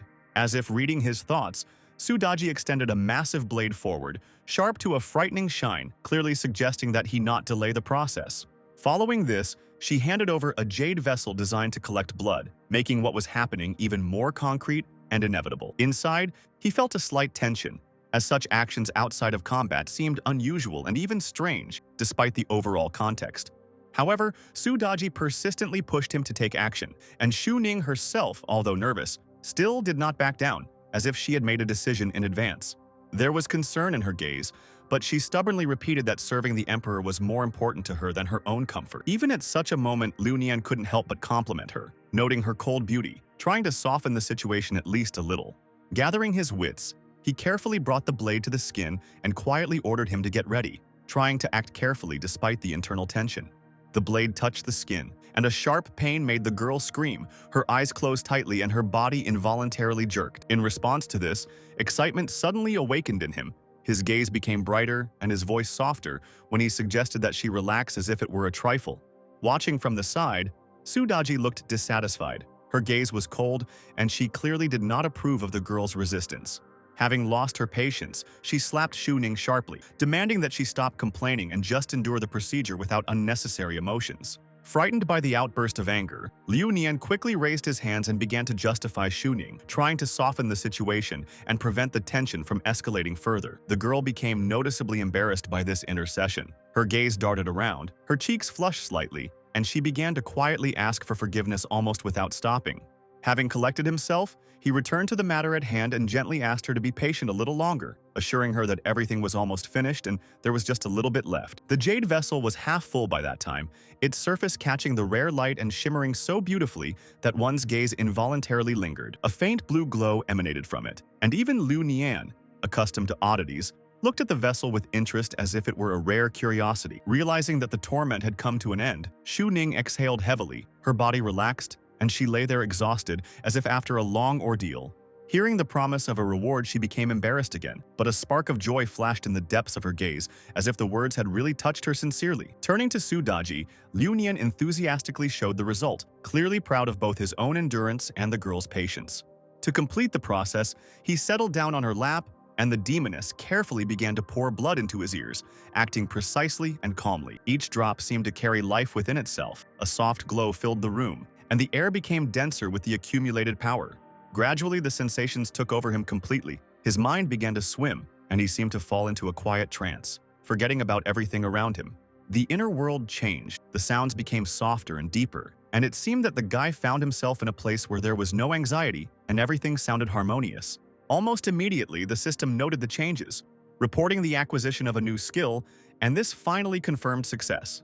Having risen, the hero reported the result with lively interest and asked what awaited him next, clearly not wanting to stop. In response, Sudaji led him further, entering the rest of the girl's room and immediately checking on the readiness of the next stage. As they walked, Liu Nian was lost in thought, wondering how the new element would affect his sense of smell and speed up his development. One of the girls held out a strange-looking fruit and asked me to focus on the nose, since the other channels were already developed. Without arguing, he obediently began to sniff, diligently drawing in the aroma, as if the result depended on it. The smell was surprisingly pleasant, and an image of the seacoast appeared in my head, as if a fresh wind had touched my face. Suddenly, his body lost its support, and an unknown force lifted him up, spinning him around under the ceiling so unexpectedly that he barely had time to realize what was happening. A flash of light filled the room so suddenly, as if something had exploded inside. But the cause was Liu Nian himself, who had completed the training of all 9 channels and noticeably raised the limit of his strength. Caught up in a wave of joy, he was already imagining in his head how he would quickly overtake the others and become the strongest,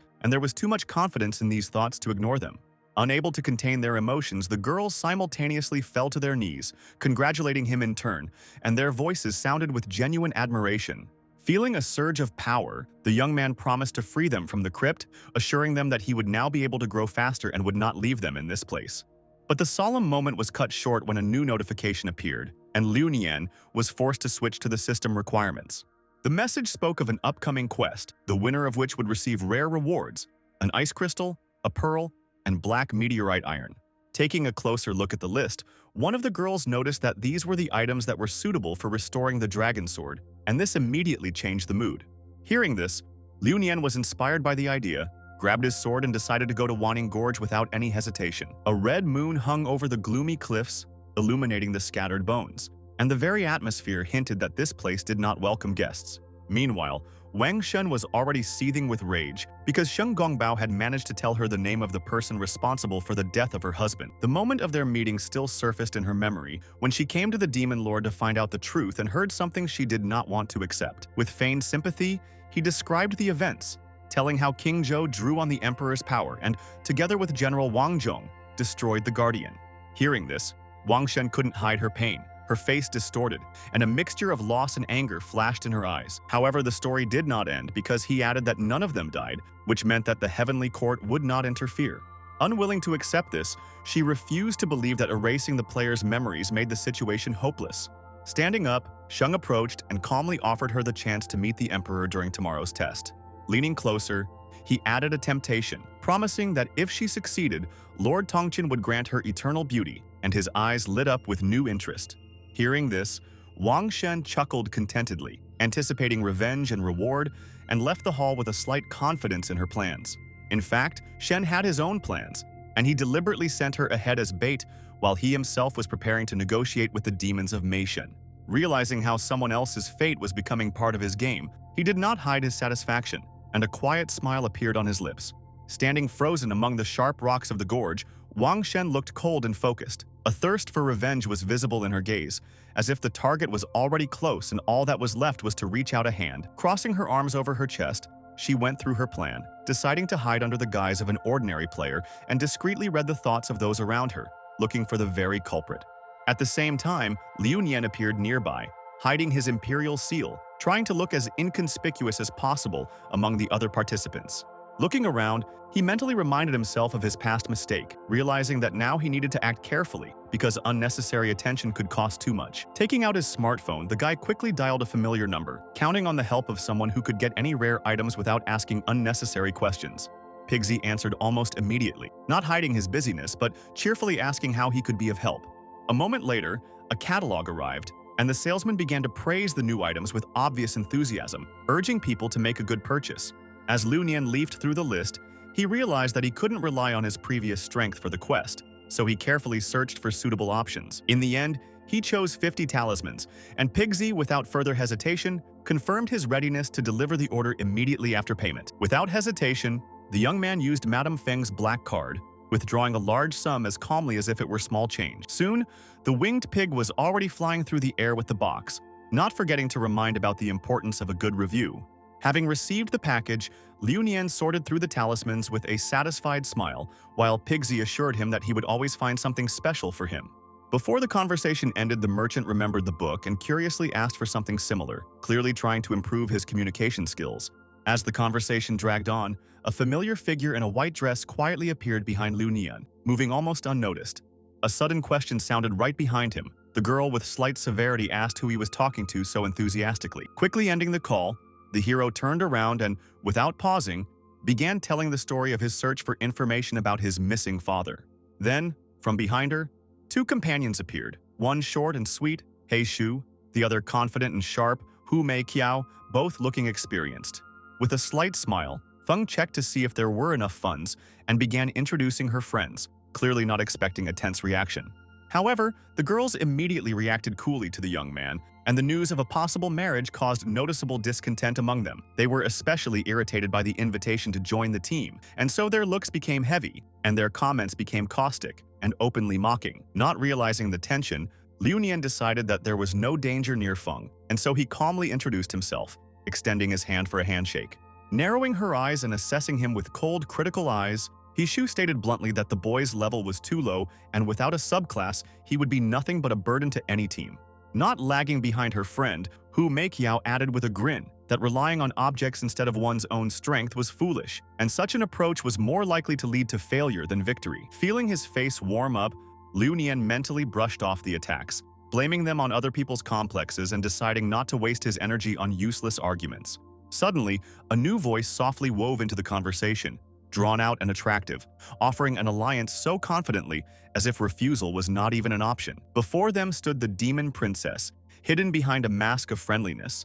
Her expression seemed flawlessly kind, but deep down, something else was hiding. Just by looking at her, Tyr instantly appreciated the potential, realizing that a high-level ice mage would be an excellent boost to the party. The friends quickly changed their tone, accepting the new participant with obvious approval, even promising to fairly divide the prizes between everyone. However, while maintaining an outward gentleness, Wang Sheng did not forget her goal, and carefully approaching Liu Nian, she asked in a whisper whether he had been to Bibo Pond. At that moment, an alarm signal flared up inside the boy, and his fiery eyes activated, producing a short flash of flame in his pupils. With this vision, he saw the true essence before him, and the mask of benevolence instantly crumbled, revealing a hidden threat. Without wasting a second, he decided to play the role of a simpleton, pretending that he had no idea what place they were talking about. Realizing that thoughts could be read, he deliberately began to play out the most absurd and awkward images in his head, turning the situation into a quiet provocation. The result was not long in coming. The princess suddenly pulled back, uttering a couple of harsh words, while he innocently blinked his eyes. Rage was boiling inside her, because she had seen this kind of behavior too often, and each time it became more and more difficult to control herself. Unable to bear it, Tyr immediately stood up for her, sharply putting the stranger in his place and making it clear that she was ready to fight for her man. Not wanting to escalate the conflict, Liu Nian gently intervened, steering the conversation towards the quest and trying to steer everyone away from unnecessary tension. As the group was about to leave, Wang Shen called out to them, not intending to miss the opportunity to stay by their side. Folding her palms and softening her voice, she asked to join the team, reminding them that without a mage, it would be more difficult for them to cope. Inside, her thoughts were far from requests, because the humiliation from the mortal's words only strengthened her desire to get rid of everyone present. There was a buzz at the entrance to the gorge. Some were checking their weapons, others were laughing and taking pictures, unaware of how quickly their mood could change. Zhang Gufan appeared almost out of thin air, confidently clutching a strange stake in his hands, and with a solemn intonation announced the beginning of the quest, as if opening the most difficult test. People raised their heads and looked greedily at the general's figure. Some didn't even hide their delight and pointed at him, not believing their own eyes. He looked flawless, drawing attention. His facial features seemed too precise, as if chiseled, and therefore glances especially often lingered on him. Although he appeared calm on the outside, he was deeply troubled by his own situation, as the title he had received brought him no joy and only reminded him of the past. As soon as the words about rare resources were mentioned, the crowd took off, throwing caution to the wind and rushing forward with greedy excitement. As he watched, Gufan's gaze suddenly lingered on one of the groups, where, among others, was his emperor and another suspicious figure. Something about this picture seemed out of place, as if a crack had appeared in the orderly row, and this feeling did not give him peace. Concentrating, he caught a strange aura that stood out from the general background, barely noticeably, revealing a carefully hidden essence.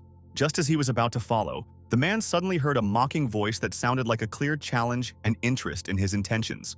Standing before him was Han Tianxin, young in appearance but concealing a strength that the general had once encountered. Flashing with memories, Gufan could not restrain himself and suddenly rushed forward, declaring that their last fight ended unfairly. A cold grin was heard in response. The opponent did not give in and only fueled the conflict with barbed words and ridicule. Their clash was inevitable, but a sudden order broke the tension. The voice sounded so firm that no one would dare argue. Appearing between them, the young man with the red aura calmly reminded them that centuries had passed and old disagreements had long since lost their meaning. Despite their inner irritation, both were forced to retreat because in front of them stood the third prince, whose word could not be doubted.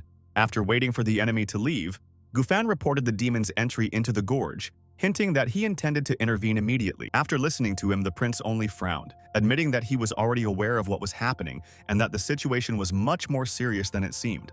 After giving the order to remain at the entrance, he soared into the air, leaving behind scarlet trails of energy and heading towards the players. Having disappeared so quickly as if he had never been there, he still left behind a feeling of pressure. The space itself remembered his presence.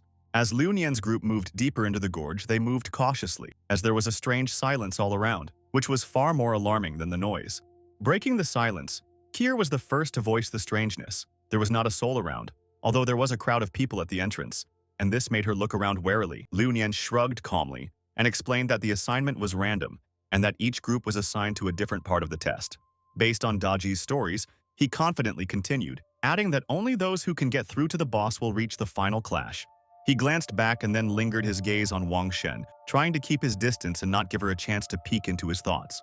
He deliberately slowed down at the entrance, hoping that Gufan would notice the alien aura, since it would be impossible to transmit the signal otherwise. The hero felt confident inside, realizing that they had an advantage against ordinary players, but it was better not to engage in open combat with demons.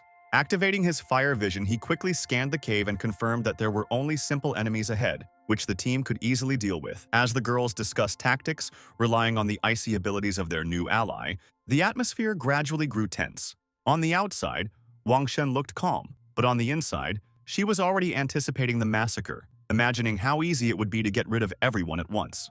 Clutching her sword, Kier warned of the approaching enemies, and at that very moment the fog became thicker, as if hiding something ahead.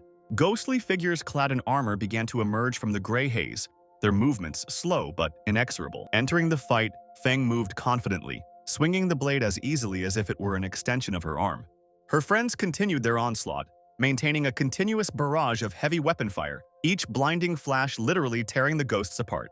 Wang Shen was no slouch either, acting with frightening composure. With a single careless gesture of her hand, entire rows of opponents were transformed into frozen ice statues, which immediately crumbled under the blows of their allies. When the battlefield was almost cleared of enemies, and victory seemed like a matter of time, Liu Nian finally decided to intervene, as if he had only just remembered that he was also a part of what was happening. Without any haste, he took out several flasks and threw them forward, calmly calling the contents a special remedy against evil spirits, after which he began to observe the result with obvious interest. However, the next moment the situation suddenly spiraled out of control, the number of enemies increased sharply, and chaos on the battlefield erupted with renewed vigor, as if Liu Nian had deliberately added fuel to the fire. The indignant girls immediately raised a fuss, vying with each other to accuse him of a ridiculous mistake and insisting that he had mixed up the objects, turning the almost won battle into even greater chaos. However, before the argument could escalate further, Wang Shen calmly stepped forward and released a powerful wave of ice that quickly rolled across the battlefield, sweeping away the opponents in its path. Admiring the strength of the savior, the girls surrounded her with delight, not even suspecting that their salvation was only part of someone else's calculation. Without even suspecting the truth, the girls looked with admiration at the one who was already mentally trying on their fate, as if tasting the future reprisal. Almost immediately, their attention turned to Liu Nian, and instead of gratitude, he received a barrage of reproaches, accompanied by painful kicks. Trying to somehow smooth over the situation, Seer hastened to intervene, pulling him out from under attack and hastily choosing excuses. Taking him aside, she pressed the guy against the wall and began to scold him sternly, demanding that he be more careful in choosing his subjects in the future. Meanwhile, the friends had already surrounded Wang Shen, trying to stay close to her and demonstratively ignoring the young man. Without wasting time on unnecessary arguments, the team moved on, leaving the unpleasant episode behind. With every step forward, a new threat loomed before them, a huge spider with human features whose presence was overwhelming in its very appearance. She was the first to break the silence of the battle, sharply, almost predatorily throwing forward her sting. In one instant, the lady covered all the opponents at once, leaving them no room to maneuver. Thin threads of webbing suddenly came to life and darted towards the weapons with terrifying precision, and in a matter of seconds, swords, spears, and firearms slipped from weakened hands, depriving the players of the ability to resist. Realizing that the situation was rapidly spiraling out of control, Liu Nian didn't hesitate any longer and abruptly threw the fire talismans forward, scarlet flashes bursting from his fingers and rushing straight towards the enemy. However, the spider only watched mockingly, not taking the attack seriously, as if what lay before her were not spells but children's toys. Soon the web engulfed everyone except Wang Shen, constricting and immobilizing them, leaving no chance to escape. Finding themselves in this situation, the girls only became more irritated, especially because of the forced closeness to Liu Nian. At this moment, Wang Shen entered the battle again, throwing a huge blade shining with purple light at the enemy. The blow hit the target, and the spider instantly lost her strength, went limp, and collapsed motionless. Having been freed, the girls were once again filled with delight, admiring the strength of the one who had already saved them more than once. Keeping the general mood going, the system declared victory and announced the opening of the passage to the boss. Kai's attention was immediately drawn to the glowing arch ahead, and her eyes lit up with impatience. However, she was prevented from rushing forward by Liu Nian's hand, which firmly stopped her in place. Standing in front of her, he tried to cover her with himself because he felt a dangerous energy rising opposite him. At that very moment, Wang Shen's gaze changed, filling with a predatory gleam, and with a smile she made it clear that their path would not continue any further. Holding back his irritation, the young man caught the piercing glances of Kier's friends, trying not to lose his temper and respond harshly, because right now it was much more important to keep everyone alive than to prove his point. He quickly explained the plan, his voice faltering with haste, but the meaning was clear. This was not a player, but a demon, and if they fell by his hand, there would be no turning back, so he was looking for a way around it. Hearing the confession, the disguised princess only smirked, acknowledging the boy's insight, and without wasting any time, began to weave a dense web of Dark Kingdom spell around them. Like an inky whirlwind, demonic energy enveloped the space. The air became heavy, breathing became ragged, and legs buckled, as if the cave itself had decided to pin the strangers to the ground. Almost immediately, the system coldly announced that teleportation was blocked, and the only way out was to destroy the source of the spell, which sounded more like a sentence than a hint. Realizing what was happening before the others, the red-haired girl turned pale. It finally dawned on her that here you can really die, without the usual rollback and second attempt. With a nervous tremor, biting her nails, Hishu recalled yesterday's message from her family, which spoke of demons, and the anxiety that had seemed unnecessary then now rose before her in full growth. A strange dream popped into my head, where my grandfather warned me to be careful, and now these words no longer sounded like a fantasy, but like a belated saving reminder. Despite her fear, Kier looked at the young man with genuine admiration, offering to fight together, as if she had already accepted his strength and was ready to entrust her life to him. After exchanging embarrassed glances, her friends nevertheless apologized, albeit through gritted teeth, admitting that the guy turned out to be much more far-sighted than they would like to think. Clutching her weapon, Hishu opened fire first, asking the young man not to let her down, and somewhere inside hoping that his confidence was more than just a pretty pose. However, all attacks crumbled like dust, and with one lazy movement the demon unleashed a wave of power, knocking the girls off their feet as if they were not fighters but dolls. Trying to breathe, lying on the cold stone, they realized with horror that one more such blow and nothing would remain of them, except a mark on the floor. On the contrary, the young man maintained a cold concentration, assessing his opponent, and there was no panic in his gaze, only calculation and an attempt to find at least one chance. The demon waved her hand and released razor-sharp ice shards, her voice ringing with rage. Anyone who dared to contradict must disappear.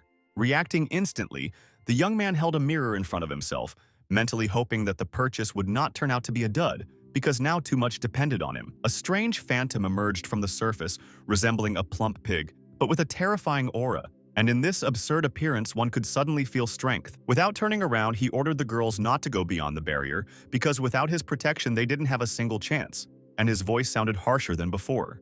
Turning briefly to Cheer, the young man warned that he couldn't hold out like this for long, and that he would have to step forward, otherwise the defense would collapse and everything would end. The girl's attempt to intervene was stopped. He said directly that their weapons were useless, and that any unnecessary movements now would only hasten the end. Not accustomed to depending on others, Madame Feng had difficulty accepting what was happening. Inside, irritation and a strange admiration for his confidence were mixed.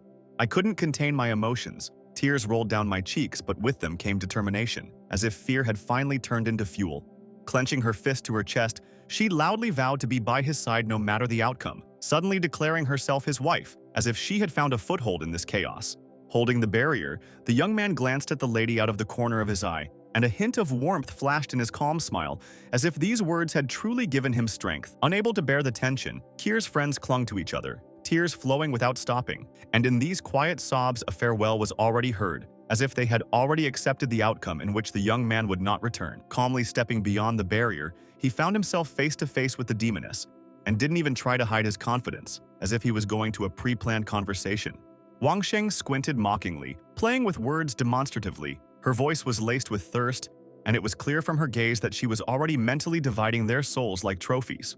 Unbeknownst to most, what was happening was being observed from the sidelines, and this hidden pair of eyes clearly did not belong to a casual spectator, because the interest in them was too conscious. Settling down under the vault of the cave, the third prince lazily watched the scene as if it were a performance, and wondered how far this stubborn mortal could go.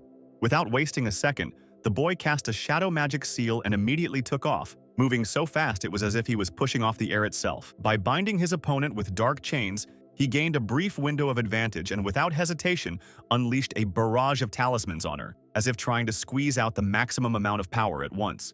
Holding his breath, he went through the techniques one after another, not clinging to the result, but pressing with quantity and rhythm, causing even the space around him to tremble. Moving without hesitation, the young man did not leave a single pause, and from the outside it seemed that it was not just one person fighting against the demon, but an entire group acting in sync. Having come close, the guy abruptly switched to close combat, raining down blows from all sides, not giving Wang Shen a second to recover, as if he was trying to break her rhythm. Despite their admiration, the girls understood that his strength was limited, and without a subclass, this pressure would sooner or later dry up, leaving him defenseless. Even the prince, watching from above, did not hide his skepticism, since technology without sufficient power rarely brings victory, and he had almost lost interest in what was happening. But suddenly his gaze changed, the boredom disappeared, giving way to genuine surprise, and he leaned forward sharply, not believing what he saw. The reason was simple and at the same time impossible. The demoness, whose power was considered absolute, suddenly screamed, and there was not a shadow of pretense in that sound. Frozen, Tsier couldn't understand how exactly this had happened, because all the calculations said the opposite, and what was happening was destroying the usual logic. The realization came quickly, and with it came a surge of admiration. Pride was evident in her gaze, as if the young man's success had become her personal victory. Almost resigned to the worst, her friends suddenly came to life. Hope returned sharply, and now they no longer took their eyes off, watching every movement. Their hearts wavered. Their former contempt was replaced by respect, and their hasty apologies sounded like a sincere admission of their own mistake. Wang Shen, bent over in pain, sank to her knees, her voice breaking into a furious scream in which anger and bewilderment were mixed. Wiping the blood from her lips, she coldly demanded an explanation, trying to understand how a mortal had managed to break through her defenses, because it seemed impossible. Liu Nian smiled evasively and responded with a hint, as if he was playing with her, making it clear that she had been too hasty in her conclusions about his capabilities. The reason lay deeper. The training of the 9 channels revealed the Emperor's luck, and with it the limit of strength increased, changing the balance in his favor. That was why he had been cultivating so diligently, enduring strange methods and trials that were now producing quite tangible results. But even after feeling the pain, the demoness did not retreat. A new wave of rage flashed in her eyes, and it was clear that the battle was just beginning. Sharply spreading her arms, the woman summoned the purple dragon dance technique, and the space around her filled with ghostly silhouettes rushing towards the young man with frightening speed. Despite having no flesh, the creatures still inspired danger, their mouths opening too wide, as if they had already tasted prey and were not going to miss the chance. Even the prince, watching from above, frowned, losing his usual relaxed demeanor for the first time in a long time, as what was happening no longer looked like a simple test. Unable to bear the tension, the girls clenched their fists and screamed, interrupting each other, trying to warn him of the impending threat. Having pulled himself together, the young man did not lose concentration, quickly going through his options, and understood that hiding was pointless. Now he needed movement and risk. Reacting in time, Cheer threw the blue artifact through the defense, hoping that he would understand without further explanation and take advantage of the opportunity. Having caught the object, he activated his wind wings, and a look of relief flashed across his face, because the opportunity to soar upward now looked like a saving idea. Having risen into the air, Lunian immediately found himself a target. 3 dragons rushed after him, and now everything depended on the reaction and precision of each movement. With her palms folded in a particular way, the demoness calmly declared that resistance was futile, and her voice carried the confidence of someone accustomed to winning. Watching his every move, she screamed that she would spare neither him nor the one who dared to call herself his wife, and these words sounded almost lazy. Unable to withstand the pressure, the friends again fell into panic, clinging to each other, tears flowing without stopping, as if the battle had already been lost. With an effort, Madame Feng pulled herself together, knelt down in front of them, and with a forced smile, tried to persuade them to believe in him, as if she herself was trying to maintain confidence. At the most inopportune moment, one of the dragons caught up with the target, and the bite landed where it was usually not expected, leaving the guy speechless from surprise. A sharp pain made him cry out, his face contorted, and his eyes momentarily lost focus, as if his body couldn't keep up with what was happening. Seeing this, the girls completely panicked, deciding that this is exactly what the beginning of the end looks like when even the strong begin to give in. Quickly taking control of the situation, Kier ordered them to gather, ready to intervene if the chance presented itself, her voice hard as steel. Continuing his maneuvers, the guy didn't stop thinking, going over possible moves and trying to gain at least a few seconds of advantage. The demoness, growing increasingly tense, noted with irritation how resourceful he was, as every one of her plans fell through at the last moment. However, time was working against him. The distance was decreasing. His movements were becoming more difficult, and even his wings no longer gave him the same freedom. Suddenly, his health began to decline. His breathing became labored, and Liu Nian began to cough, feeling his body treacherously losing strength. The girls looked at each other with concern, trying to understand the reason, and fear of the unknown was visible in their eyes. The source turned out to be insidious. The bites of these creatures carried poison, and now it was slowly spreading, sapping strength from within. It didn't take long before the poisoning became noticeable. My movement slowed down, and my thoughts began to get confused, as if the world had become viscous. Luckily, he still had some of Pigsy's pills left, and by swallowing them, he was able to stay on the edge, buying himself a little more time. Feeling his strength fading, the boy clearly understood that running away would not save him, and now he needed to act decisively, otherwise this fight would end too quickly. Remembering what the demoness had said, the boy turned every word over in his head, trying to find the hidden meaning, because such threats are rarely empty, which meant that the chance for salvation was already lying somewhere under his nose. Deciding not to waste time, he dropped sharply and headed straight towards his opponent, as if he himself was heading towards trouble. But inside, he was already making a calculation, hoping that the risk would work in his favor. While she counted on her creations, her body remained motionless, because confidence prevented her from seeing the threat in a simple approach, and time slipped away too quickly. Circling nearby, the young man waited for the moment when the artifact would finally exhaust itself, and the wings would crumble, leaving him seemingly without protection, although this was exactly what he needed. In that brief moment of form's disappearance, he became almost elusive, like a shadow without weight. And it was then that fear first flashed in the eyes of the one who had previously seemed unshakable.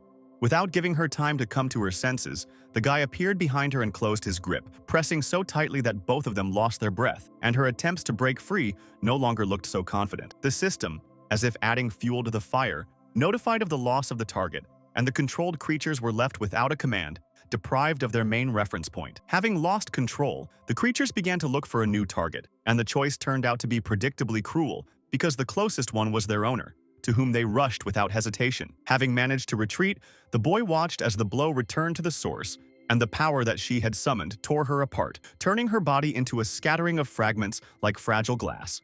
With the disappearance of the threat, the dark shell around crumbled, the space became normal again, and even the air seemed to become lighter, returning everyone's ability to breathe. Without the need for protection, the barrier disappeared, and the team was left standing in the silence where the storm had just raged, not believing in such a sudden ending. The realization didn't come immediately, but when it did, joy washed over everyone at once, and voices echoed throughout the cave, no longer filled with the same fear. The prince, watching from afar, did not hide his surprise, because what he saw clearly did not meet his expectations, and his interest in the boy only increased.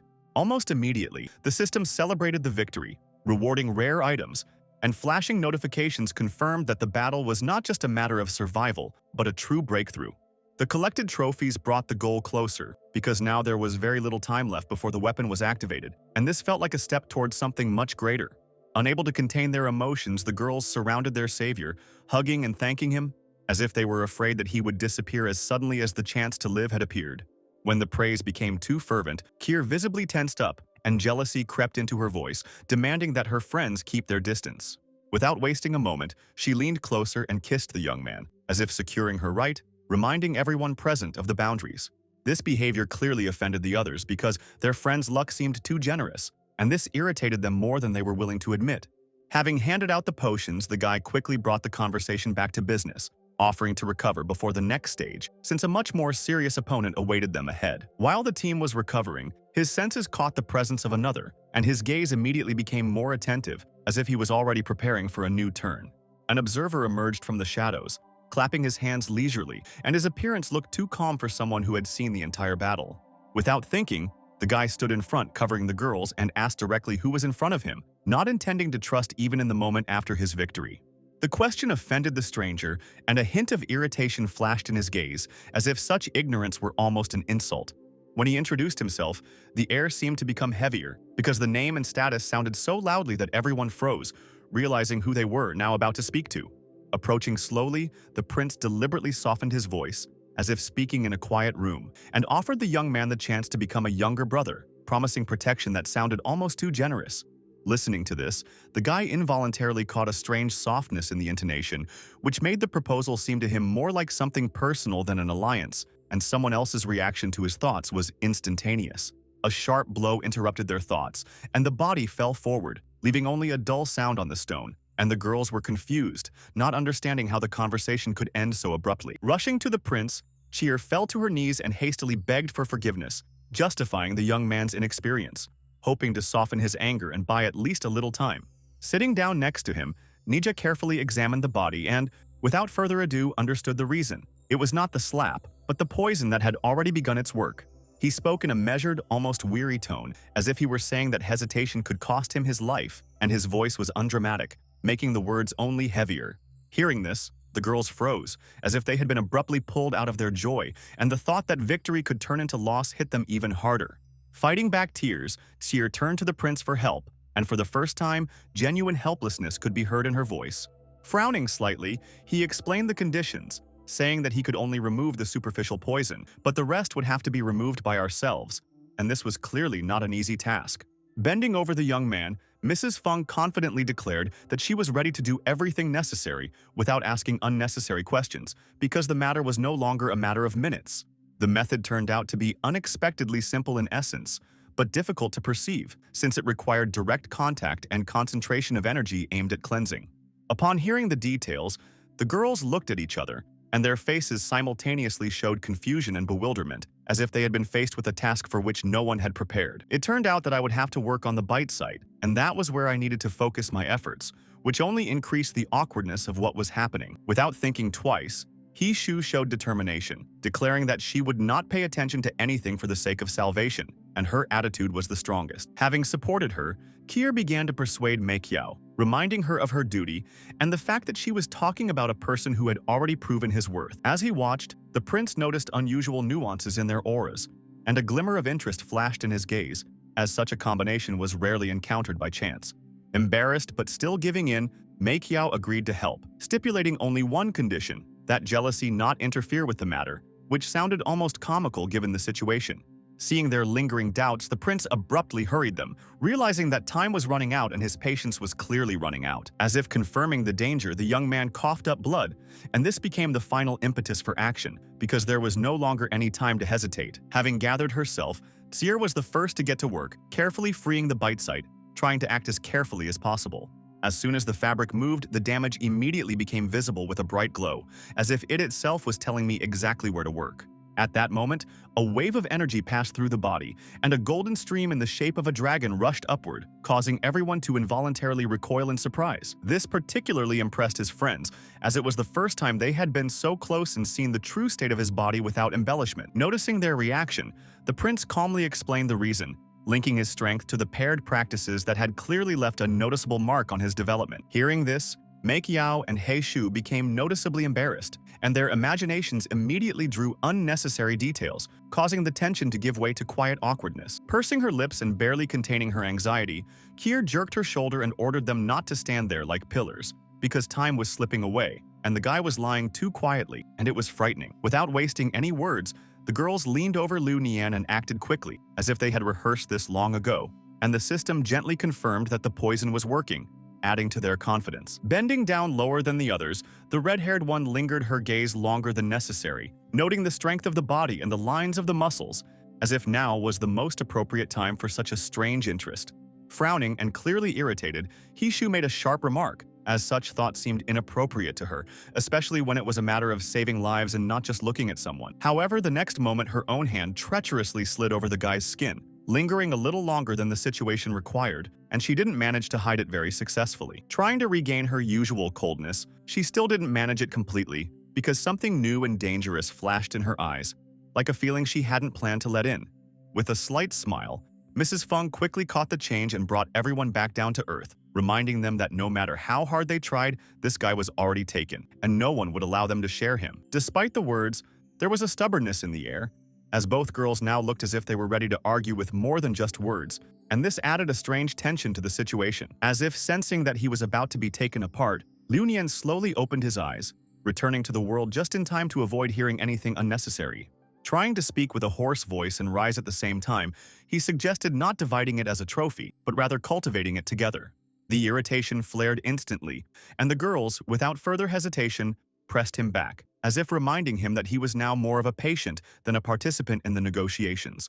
At that moment, the third prince of Nija came closer, assessing the work done, and calmly inquired about the boy's condition, as if everything that was happening was part of a plan. Without hesitation, he put the golden pill into Liu Nian's mouth, confidently saying that the body would recover, and it sounded as if there was no doubt whatsoever. The system almost joyfully confirmed his words, reporting the extraction of the purple dragon's venom, and the tension in the air noticeably eased. Nia, contentedly adjusting his hair, declared that the boy was now obliged to be on his team, and said this with the air of someone who had already made the decision a long time ago. Attempts to object were to no avail, as every word Liu Nian said was lost, and no one was interested in his opinion at that moment. Turning towards the exit, the prince threw the golden tube, and the boy instinctively caught it, without even having time to really understand what was happening. It turned out that inside was a scroll of gold bars, a useful thing but strange in this context, as if the gift was not intended for him at all. With a flick of his wrist, Nija created a golden portal, wished him luck, and stepped forward, disappearing as calmly as he had appeared. Just before leaving, he snapped his fingers and sent a stream of energy straight to Liu Nian's thigh, leaving behind an unexpected mark. This lotus sign turned out to be something like a mark of power that could be shown at the right moment, but it looked extremely ambiguous. As Liu Nian surveyed the place, he couldn't hide his horror, as the choice was incredibly absurd, and the situation itself seemed like a mockery. Even though he understood the usefulness of the seal, he continued to be angry, because the thought of its location only caused irritation and awkwardness. Meanwhile, Nija was already flying through the sky, paying no attention to conventions, completely satisfied with his decision and the ease of what was happening. Having fulfilled his mother's request and enjoyed the funny scene, he couldn't help but smile, because such moments made the journey much more interesting. Reluctantly recalling the recent conversation, the prince again recalled his mother's insistent voice demanding that he carry out the order of Mentor Wen, because it was about the reincarnated emperor. Slowly gliding through the sky and feeling slightly tired, the boy wondered if the seal he had left behind would be enough to keep him afloat, and if Liu Nian would be able to reach the end of the journey. Deciding not to linger in thought any longer than necessary, he changed his flight direction and switched to patrolling, since demons had infiltrated the world and ignoring them would be foolish. As soon as we approached the Temple of Peace, the familiar silence was replaced by an alarming heaviness, and instead of calm, the place began to press on the consciousness with a strange cold. From the suddenly opened portal emerged the members of the Underworld Guild, and each of them looked as if they had been through more than one brutal battle. Calmly keeping his distance, Jiang briefly reported on the rumors that spoke of real demons infiltrating this world, his voice sounding too confident for a simple guess. The guild leader dismissed the concerns with a touch of indifference, reminding everyone here that everyone was a descendant of Emperor Fengdu, meaning no threats could stop them. In front of them lay an inconspicuous pond, almost a puddle, but it was not the water that caught their attention but the red energy above the surface, which evoked an unpleasant feeling. Almost simultaneously, The girls from the black and white duo tensed up and screamed, warning the leader of the danger, and their reactions seemed too harsh. Zombies began to emerge from the thick scarlet smoke. Their level was quite high, and the strange hieroglyphs on their foreheads made the scene even more eerie. Without a second thought, the duo activated the chains and stood before their master, showing their readiness to protect him no matter what. However, this did not stop the monsters, and one of them loudly shouted a signal to attack, after which the tension instantly turned into a fight. With each passing second, it became clear that there were too many enemies. They rose from the ground one after another, and their red eyes glowed frighteningly brightly. Unwilling to give in due to the number of opponents, Jiang activated the Sword of Darkness, and his movements became sharper and more dangerous. The essence of the technique became apparent immediately. One blade shattered into numerous spears, which simultaneously rushed forward, tearing apart the enemy line. Hong Gong slowly emerged from the shadows, clapping his hands with a mocking smile, as if he was watching an interesting performance. There were many guilds in the world, but only 6 were considered truly strong, and the Star Guild occupied a confident place among them. Adjusting his glasses and taking his time, Hong Gang's assistant laid out the information he had gathered about the enemy, showing that their preparation had been serious. Confidently striding forward, the leader of the Star approached the girls and introduced himself, not forgetting to emphasize his own merits. With obvious self-satisfaction, he was already imagining the impression his words would make and was counting on a warm welcome from the girls. They couldn't maintain the image for long, and soon he directly invited them to join him, promising all possible benefits. Supporting his master, the assistant began to describe the advantages of the Star Guild, emphasizing rapid and safe development. Having become too carried away, the bespectacled man almost turned the speech into an advertisement for Hong Gang himself, praising him more than the organization itself. Without hiding his irritation, the head of the underworld took this as a personal insult, since the attempt to lure his people was going too far. In response, his body was enveloped in blue energy, dense and threatening, making it clear that patience was running out and the fight could begin at any moment. With cold directness, the girls rejected all the sweet promises, not even trying to hide their irritation, and briefly ordered them to leave, making it clear that bargaining was inappropriate here. Just a moment ago, the self-confident blonde was already sitting on the ground, clinging to the dust and pitifully begging not to be touched, urgently remembering his citizenship and influential brother. Unable to bear such humiliation, the assistant flared up with anger and began to threaten, promising that the best fighters of their guild would persecute the girls and not allow them to grow up in peace. The next moment, something heavy and golden hit him in the back of the head with a dull sound, sharply knocking off half of his health and leaving behind an unpleasant silence. Huddled together, the others immediately surrounded the leader, even though the blow hadn't landed on him, and began looking around anxiously, trying to figure out where it had come from. Even the head of the underworld did not understand what was happening, because it was not his action, and he himself involuntarily looked around, trying to catch the source of the attack. A little further away, in the shadows, stood the reborn emperor, smiling quietly, and in this smile there was a hint of satisfaction with his new skill. Only one thing spoiled the mood. The ingot didn't hit the leader, but only the assistant, and the 500,000 spent could not be returned. Holding back his irritation, Hong Gong sharply demanded an explanation, trying to understand who this impudent guy was and why he interfered.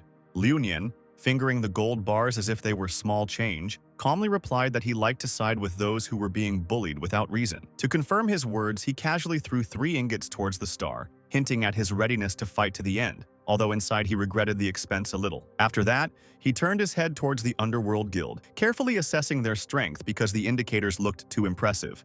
Using clairvoyance, the young man quickly scanned each one, noticing the hidden characteristics of their classes and understanding the structure of their power. Overall, the lineup turned out to be formidable, as among them were fighters from Fengdu, capable of summoning spirit beasts and even bringing ancient heroes back to life. Meanwhile, the Star's fighters were already rubbing their bruises and grumbling pitifully, clearly not prepared for such a turn of events. However, their leader loudly shouted that such technology required enormous expenditures, which meant that if the battle dragged on, the enemy's resources would run out. With gentle confidence, Mrs. Feng immediately refuted this calculation, reminding that her corporation, the Golden Formula, would easily cover any expenses. With a slight smile, the red-haired restaurant owner added that she was also ready to invest without restrictions, as if it were a trifle. Not lagging behind her friends, He Shu calmly declared her support, and there was not the slightest hesitation in her even voice. This decision had long been obvious to her. Thus, A whole team of generous allies unexpectedly formed around Liu Nian, each of whom was ready to provide him with help, resources, and patronage without any strings attached. Whispering among themselves and casting wary glances at the girls, the starfighters began to become noticeably nervous, as all these names were well known to them, as was the influence of the powerful forces behind them. The realization came almost instantly, as each of these families was among the strongest clans of their generation, making what was happening suddenly no longer seem like a simple and harmless situation. Pleased with what was happening, Liu Nian stretched his shoulders and began tossing the gold bar up and down as if it were a cheap ball. Having received the skill from Nij, and not lacking resources, he launched another piece of gold at the enemy without hesitation. With a dull thud, the heavy ingot slammed into its target, instantly smashing their face and draining a significant portion of their health, leaving behind only pain and panic. Trying to somehow save face, Honggang loudly declared that all this money means nothing in the gaming world, trying to convince himself rather than those around him. Without arguing with words, Liu Nian simply responded with action, instantly launching a whole scattering of gold bars, which scattered among the enemies with dull thuds. Almost immediately, the battlefield was empty. Many dropped their equipment, some players were knocked out, and it became clear that money was a much bigger factor here than anyone would have liked. Whispering among themselves, the remaining players discussed that the young man had gone so far in vain since he had attacked none other than the junior guild leader. With a businesslike air and without unnecessary pride, Liu Nian began to collect the scattered things, clearly hoping to get back at least part of what he had spent. Without even letting him bend over again, the girls stopped him and declared that there was no point in collecting such trifles, since they were ready to provide for him without any questions. With a slight smile, Hishu added that she could give him much more, even hinting at billions if he suddenly decided to connect his life with her. Feeling such a flood of attention, the guy involuntarily relaxed, because being at the center of attention from rich beauties turned out to be unexpectedly pleasant. Coming closer and no longer tense, the girls from the duet thanked him for his help, and in response he only calmly said that he could not have acted differently. After nodding discreetly in acknowledgement of the contribution, the group leader also expressed his gratitude and introduced himself as Xiao Yanmo. After shaking hands without any pretense, Liu Nian stated his name and introduced the girls as a team, clearly not intending to turn the situation into something strange. Looking at him closely, Xiao Yanmo noted that despite his level, the young man had a sense of strength and confidence. Without further ado, he extended his hand again and offered to join forces for a raid on the boss. After exchanging brief glances and a handshake, they quickly came to an agreement and began discussing next steps. Jiang, cutting into the conversation, explained that the boss had a huge amount of health and high damage, meaning the team simply couldn't survive without tanks. Without wasting any time, Liu Nian went online and posted a recruitment ad, assuring that finding a couple of strong players wouldn't be difficult. Supporting the initiative, Ms. Feng added that she would pay generously for participation, making the offer even more attractive. Almost immediately, applications began pouring in, with players vying to boast about their armor and stamina, trying to stand out from the crowd. Watching this from the side, Honggang only smiled skeptically, not believing that anyone would actually risk joining. Barely staying on his feet and still wincing in pain, he began to threaten, promising problems to anyone who decided to join their team. The blonde declared with cold confidence that their guild would pursue anyone who dared to accept this offer, turning any meeting into an endless series of hunts and ambushes. As his final and most compelling argument, he mentioned the server's most powerful assassin, whose name had long been a source of fear, as no one had ever escaped his blade alive. Hearing these words, many of the candidates turned noticeably pale and began to cautiously retreat back, preferring to refuse the tempting reward. Clenching her fists in irritation and unwilling to admit defeat, Cheer sharply upped the ante, loudly promising immediate payment, hoping to reignite the waning interest. However, even such a generous offer could not change the situation, and people continued to disperse in different directions, silently choosing peace and safety over the risk of easy money. Throwing up his hands and feigning tired confidence, the blonde lazily explained that the girl's efforts were pointless, since even with such sums of money you wouldn't get very far in this world. Unable to tolerate such a tone, Cheer's friends immediately stood up for her, coldly reminding her of their families and the consequences that could befall anyone who decided to cross the border. With a slight sneer, the impudent man acknowledged their influence, but nevertheless continued to speak like a mentor, assuring that strength and connections, and not just money, were what mattered here. Without wasting time arguing, Liu Nian just chuckled to himself, having already come up with a way to complete the dungeon faster than everyone else and take home a special reward. As soon as the word record was mentioned, the faces of the Zvezda players lengthened because such ambitions sounded too bold. Almost immediately, a chuckle went through the ranks because, In front of them stood not a legend, but a guy who, in their opinion, did not look like a threat. Luckily for him, Xiao didn't share these sentiments and calmly suggested they try together, trusting not the numbers but the feeling of strength. In the heat of the moment, the Stars leader decided to reinforce the conversation with an argument, declaring that if successful, he would even kneel and forbid his people from interfering. However, as a bet, he named 2 girls who would have to go to him if the team failed, and this already sounded much harsher. Containing the flaring rage, the head of the underworld abruptly cut off such words, making it clear that it was better to keep such fantasies to oneself. Having sensed the reaction, the blonde decided to press harder, mockingly hinting at weakness and assuring that he had the best tank. At that moment, Fan, clad in heavy armor, stepped forward as if living proof of what had been said. The leader, patting him on the shoulder with a satisfied expression, talked about the advantages of his guild, assuring him that such a result in a week speaks for itself. With a look of obvious boredom on his face, Liu Nian lazily threw a gold bar at his opponent, casually remarking that all pompous and self-confident types looked the same and predictable to him. Without losing confidence, Fan immediately put up a heavy shield, hoping that his equipment would easily withstand any blow and allow him to maintain the initiative in the battle. However, the ingot did not even slow down, as if completely ignoring both the protection and the self-confidence of its owner, continuing its straight path with frightening inevitability. Breaking through one layer of defense after another, he mercilessly achieved his goal, leaving the brute with a serious wound that could no longer be hidden or ignored. With difficulty containing his rage, Hong Gong began to visibly tremble and make threats, promising that he still had the means and strength to strike back. Not wanting to allow the situation to escalate further, Xiao stepped forward and calmly asked for an end to unnecessary attacks, reminding them that open hostility was completely out of place now. After quickly discussing the situation with the team, the guy assured the girls that he had a trump card that could ensure the passage of the dungeon, thanks to which the bet could be accepted. Looking forward with a serious expression, the leader of the underworld loudly declared that he had complete faith in Liu Nian and had no doubt that they would all win the upcoming trial. In response, the head of Zvezda also confirmed the terms of the agreement, confidently promising to fulfill his part without any excuses or attempts to evade. As if in response to their words, the sky flashed with lightning, illuminating everyone around with a harsh light. For Xiao, this sign looked encouraging, while his opponents only glanced at each other, not understanding the reasons for what was happening. Without hesitation, Liu Nian accepted the system's challenge and decided to break the dungeon's record and make a name for himself, so that it would be easier to gather people in the future.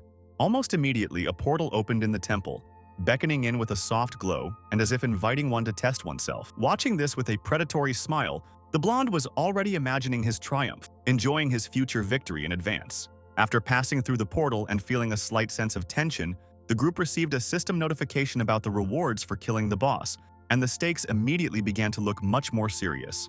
Once inside the temple, they came across piles of bones, including some human ones, and the place immediately stopped seeming like just another location.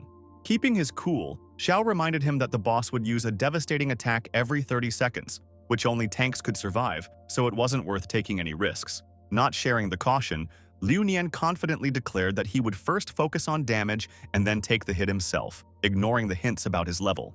Fearing for the outcome, the leader offered his help with a serious expression, hinting at a special lineage and the ability to support him in battle. Not immediately understanding what was being said, the young man hesitated and just watched silently, which only embarrassed Xiao even more, who blushed noticeably. With a slight grin, the reborn king placed his hand on his shoulder and assured him that he could handle it himself and that the others should focus on the attack. Without wasting any time, the head of the underworld activated his ancestral skill and summoned a hellish demon, adding extra strength to the team.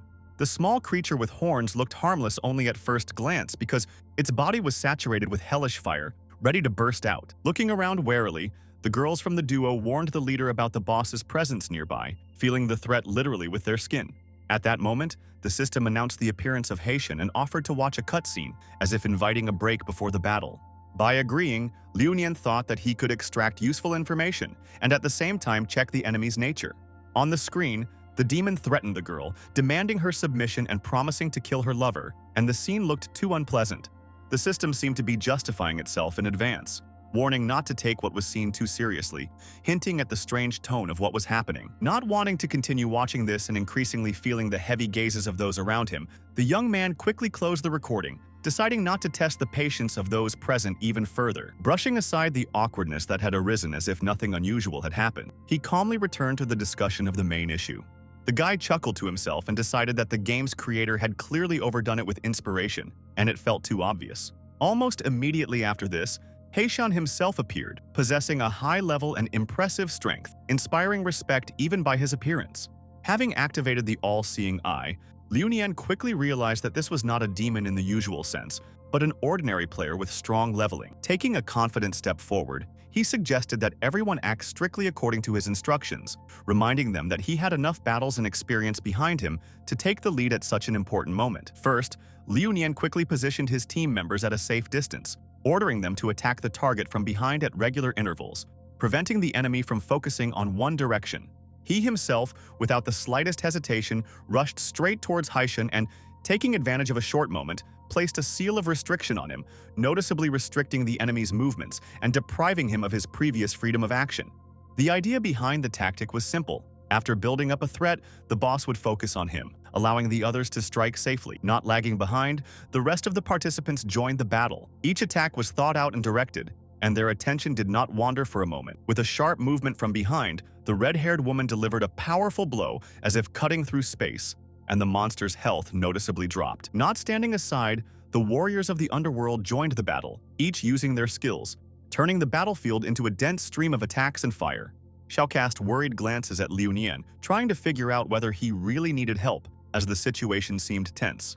Despite his declining health, the guy just grinned and suggested paying attention to his skill, which could restore strength. He had a recovery skill in his arsenal that gradually restored his health, allowing him to stay in battle even under intense pressure. Remaining confident, he covered himself with a round red shield, reflecting blows and preventing the enemy from breaking through the defense.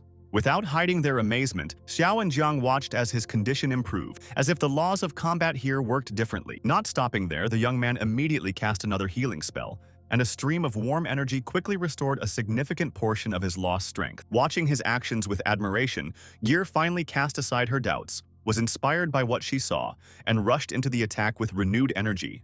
Liu Nian's expression suddenly changed, and he loudly ordered everyone near the boss to retreat immediately, sensing the approach of a particularly dangerous attack.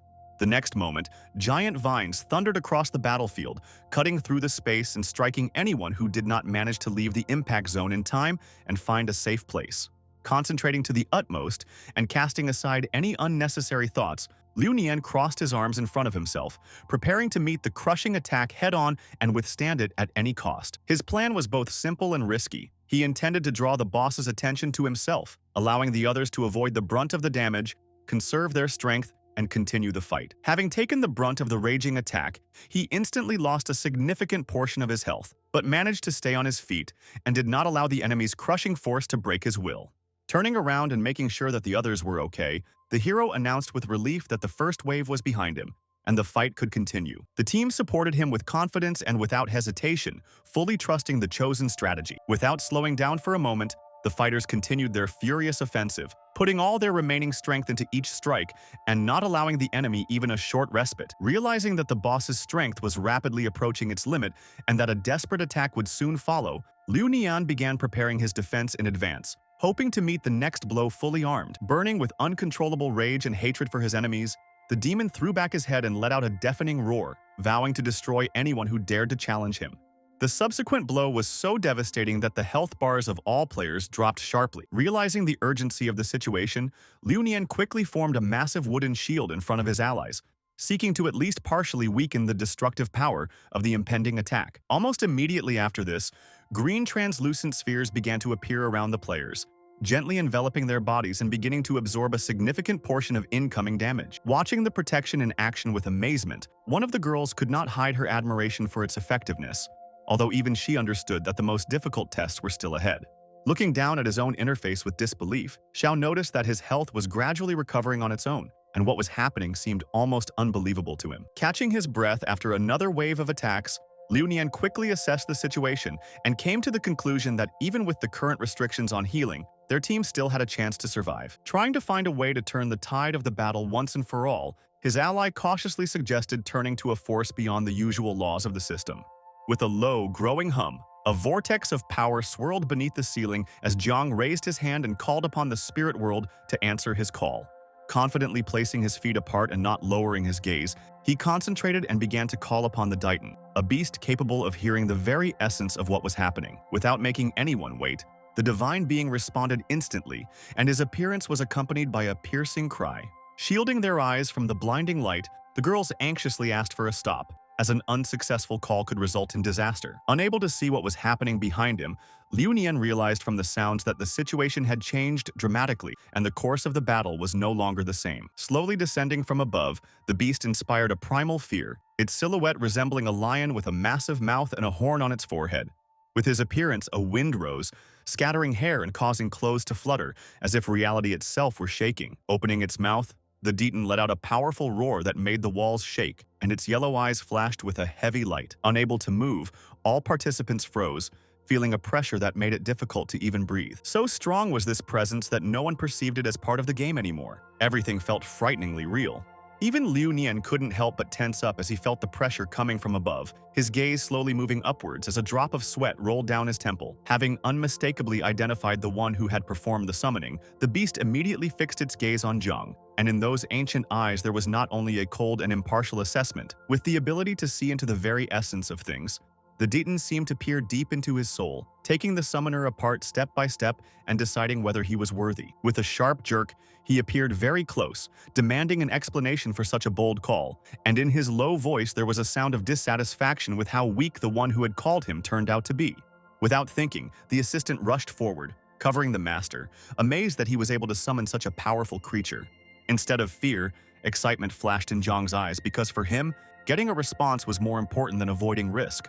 Kneeling down and trying not to make a single false gesture, the girls addressed the ancient beast with respect, hoping to soften his displeasure with their words. Meanwhile, the battle with the demon did not stop for a moment, and the enemy, as if he did not know fatigue at all, continued to press continuously. Activating the monk's power, Liu Nian enveloped his body in streams of golden energy, preparing himself for the next phase of the battle and realizing that an even more dangerous attack lay ahead. Taking blow after blow and carefully watching his enemy's every move, he quickly came to the conclusion that even on the brink of defeat, the enemy still remained extremely dangerous. Without losing control of the battle even under continuous pressure from the enemy, the guy ordered his allies to continue the offensive. Trying to ease the tension in the air, Zhang turned to the beast with a cautious smile and announced that he had prepared a small gift for it. The next moment, a juicy chicken leg appeared in his hand, emitting such an appetizing aroma that even the players nearby could smell it. Bowing down respectfully even lower, he extended the treat forward with both hands, assuring that if necessary, he could get even more of these delicacies for the great beast. As soon as the beast noticed the offered treat, its stern gaze noticeably softened, and the menacing expression on its face became almost childishly interested. With a greedy glint in his eyes, the beast accepted the treat and reluctantly agreed to help this once, given the youth's origins and his connection with the great Emperor Fengdu. While the child was enthusiastically gnawing on his prey and chomping contentedly, the fight did not stop for a moment, and the tension only grew. With each blow, Liu Nian's strength faded, recovery was no longer enough, and his body began to fail, treacherously losing health at the most crucial moment. Gritting his teeth and casting aside his doubts, he used a fire technique and drank the potion, determined to prove to everyone what he was capable of. Despite the requests, the beast was in no hurry to intervene, calling what was happening a pathetic game of weak creatures. Only after some time did he turn his attention to the battlefield and become interested in the strange, classless fighter who exuded imperial power. With a mighty roar, the Titan summoned the gigantic seal of his land, shining with a blinding light, and its mere appearance caused the space around to fill with ancient Velchich. Seeing the force looming over him, the demon faltered for the first time in the entire battle, and genuine panic flashed in his gaze for a moment. Feeling the mortal threat, he rushed forward furiously, hoping at any cost to stop the seal before it collapsed and put an end to his resistance. However, his calculations failed him, and a colossal force fell from above with a deafening roar, pressing the demon deep into the ground and accompanying the impact with a frightening crunch of breaking bones. Slowly approaching the resulting crater, the beast carefully studied the fallen enemy, as if assessing how much demonic energy still remained within his body. Calmly turning to the players, he informed them that he was unable to completely destroy the enemy due to existing limitations, so some of his power would inevitably remain. Sensing the long-awaited chance to end the battle with his own hands, Liu Nian gathered the last of his energy and rushed forward, activating all available talismans. As the demon's health approached critical levels, The entire team unhesitatingly unleashed their most powerful techniques simultaneously, preparing to deliver the decisive blow. With unwavering determination in every move, Lady Feng unleashed attack after attack on her opponent, striving to snatch victory as quickly as possible. Keeping up her pace, the friends, smiling, unleashed a barrage of attacks on their opponent, giving him no respite. When the tension raging on the battlefield finally reached its limit, the demon could not withstand the onslaught and began to disintegrate, disappearing right before our eyes. Almost immediately after his death, a system notification sounded, congratulating the team on defeating the final boss and officially completing the dungeon. News of the record-breaking completion spread like wildfire, and within moments, players at the entrance learned that the raid had been completed in just 9 minutes. Among the many onlookers were Chao and Liu Nian's ex-girlfriend, and their expressions clearly showed how deeply this unexpected news affected them. The star participants also gathered at the entrance, and many of them did not hide their surprise, and were even forced to acknowledge the impressive success of their competitors. However, their leader did not share such sentiments at all, since he was firmly convinced that it was simply impossible to achieve such a result by honest means. Clenching his fists in irritation, he immediately ordered an ambush to be set up and the victor's spoils to be intercepted, hoping to quickly regain the lost advantage. When reminded of the oath he had taken earlier and the need to abide by the terms of the agreement, his only response was a burst of rage and a heavy blow that silenced his opponent. With a cold grin, he decided that since those around him already considered him a scoundrel, there was no longer any point in adhering to honest rules. Laughing and not hiding their relief, the girlfriends hung on Liu Nian's neck, congratulating him on his victory, and their joy looked sincere and contagious. Almost immediately, the system bombarded them with notifications listing rewards, among which flashed staffs, artifacts, coins, and rare materials. As he glanced over his spoils, the reborn emperor's attention was drawn to the helmet, which offered noticeable protection and looked useful. However, his appearance was disappointing. The green shade did not match his image at all, and this caused an internal struggle. Having thanked the beast, the team heard advice to be more careful, and the hint of a future meeting in the underworld did not sound very encouraging. Without stopping for a moment, the child stepped into the shining seal, reminiscent of a rotating wheel of light, and loud, hurried words of farewell were already flying after him. As they began dividing the spoils, Xiao calmly and without unnecessary emotion acknowledged Liu Nian's significant contribution, noting separately that he could have easily handled the fight alone. As a sign of respect, he offered him the right to choose the rewards first, leaving the rest of the distribution and the rest of the loot to his team without argument or pressure. Without the slightest objection, everyone supported this decision because everyone present clearly saw and understood what a key role Liu Nian played in their common victory. Having chosen the meteorite iron helmet and darkstone, he felt a little awkward, but he understood that he was doing this for an important purpose. Noticing this, his friend gently supported him, reminding him that what was more important to him was not the trophies and loot, but their acquaintance, and the fact that they had walked this path together. After some time, when the division of the spoils was finally completed, Seer confidently opened the portal and gestured for everyone to follow her outside. Tired to the limit, but still satisfied with what they had experienced, they slowly left the dungeon, leaving behind the hard battle, the tension, and the fresh wounds of memories. On the other side of the exit, a dense crowd of observers was already waiting for them, eager to see the prey and understand how such a loud confrontation ended. Confidently walking forward, Liu Nian moved between Xiao and Seer, and in the next second, they both collided with a group of hostile opponents. With cold determination, Hong Gong slowly drew his sword, casting a glance at the tired victors, and demanded that they immediately hand over all the prizes they had won. Counting on their extreme fatigue and exhaustion after the battle, he was absolutely sure that any resistance on their part would be weak and short-lived. Despite the exhausted state of his body, Liu Nian still gathered his strength, prepared for battle, and slowly took out the prepared talismans from his sleeve. Quickly assessing the situation, the girls exchanged glances and suggested holding off the enemies to give Liu Nian a chance to break out and escape from the encirclement. Not wanting to miss his target and sensing victory was close, the blonde abruptly gave the order to his men to surround Liu Nian, cutting off all his escape routes. At that moment, a deafening thunder ripped through the sky, causing everyone around to instantly freeze and raise their heads to the darkened sky, where clouds were gathering. Xiao coldly informed him that during the oath he had left a mark on him that was supposed to be triggered in the event of any betrayal or violation of the promises made. Almost immediately after these words, hellish fire flared up in the air, instantly engulfing the body of the star's leader, as if the oath itself had turned into a merciless sentence. Unable to bear the mounting pain, he screamed piercingly, finally realizing the true cost of his decisions and that there was no longer any way back. There was nothing that could be fixed, because the body was rapidly beginning to disintegrating into particles, leaving behind only thick fear. The Star Guild members formed a tight circle around the burning youth, hastily casting ice spells, cold bursts of magic striking the fire, hoping to suffocate it and pull the boy back from death. However, with each new wave of ice, it became only more obvious that this was not working. The skin had already disappeared, and where the eyes and mouth had once been, tongues of flame were now bursting out.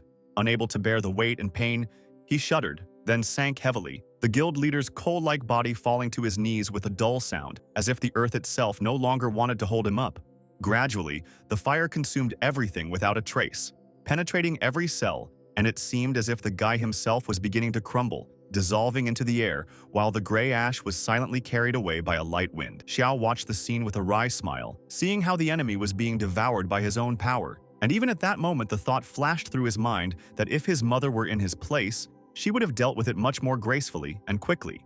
As the flames vanished without a trace, the guild members huddled around in confusion, whispering the disturbing thought that this time it might all end without the usual rebirth. To check for the worst, they quickly opened the interface, and there, the coldly glowed dead status, because the young man had been destroyed by an object that simply did not exist in the rules of the game. Unaware of such nuances and not understanding the reason, the players simply stared at the screen in bewilderment, as if it was supposed to give them answers they themselves never had.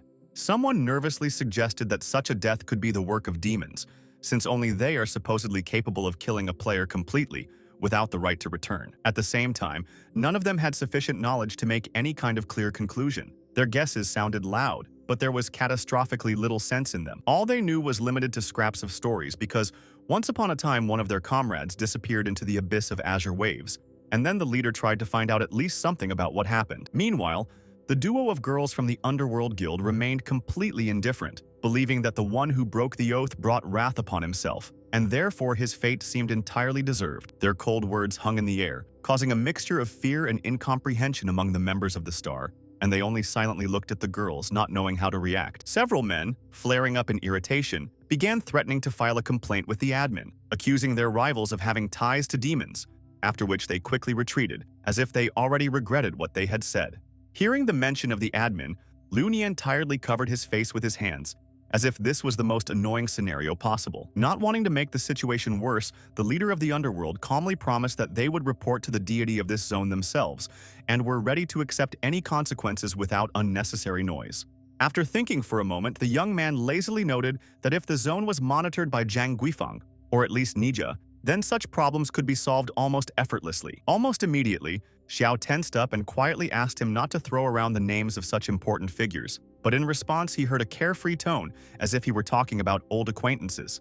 The guild girls also frowned in displeasure and expressed doubt, acknowledging Lu Nian's strength but finding his behavior overly self-confident. Unwilling to tolerate such words, He Shu confidently stepped forward, harshly hinting to her rival that the insults towards their leader should stop right now. Supporting her, the reincarnated emperor's close friends entered the conversation, reminding her that the young man had a mark confirming his connection with high-ranking figures.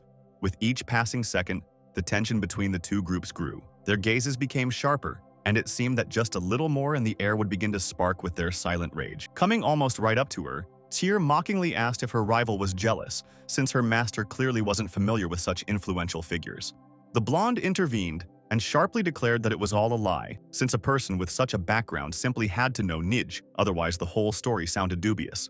But even though she spoke confidently, her voice trembled slightly, and this did not escape Madame Feng, who immediately stuck out her tongue mockingly. Sensing that the argument was starting to get out of control, the guild leader abruptly ordered everyone to stop, and at that moment Lu Nian casually mentioned that he actually did know Nija.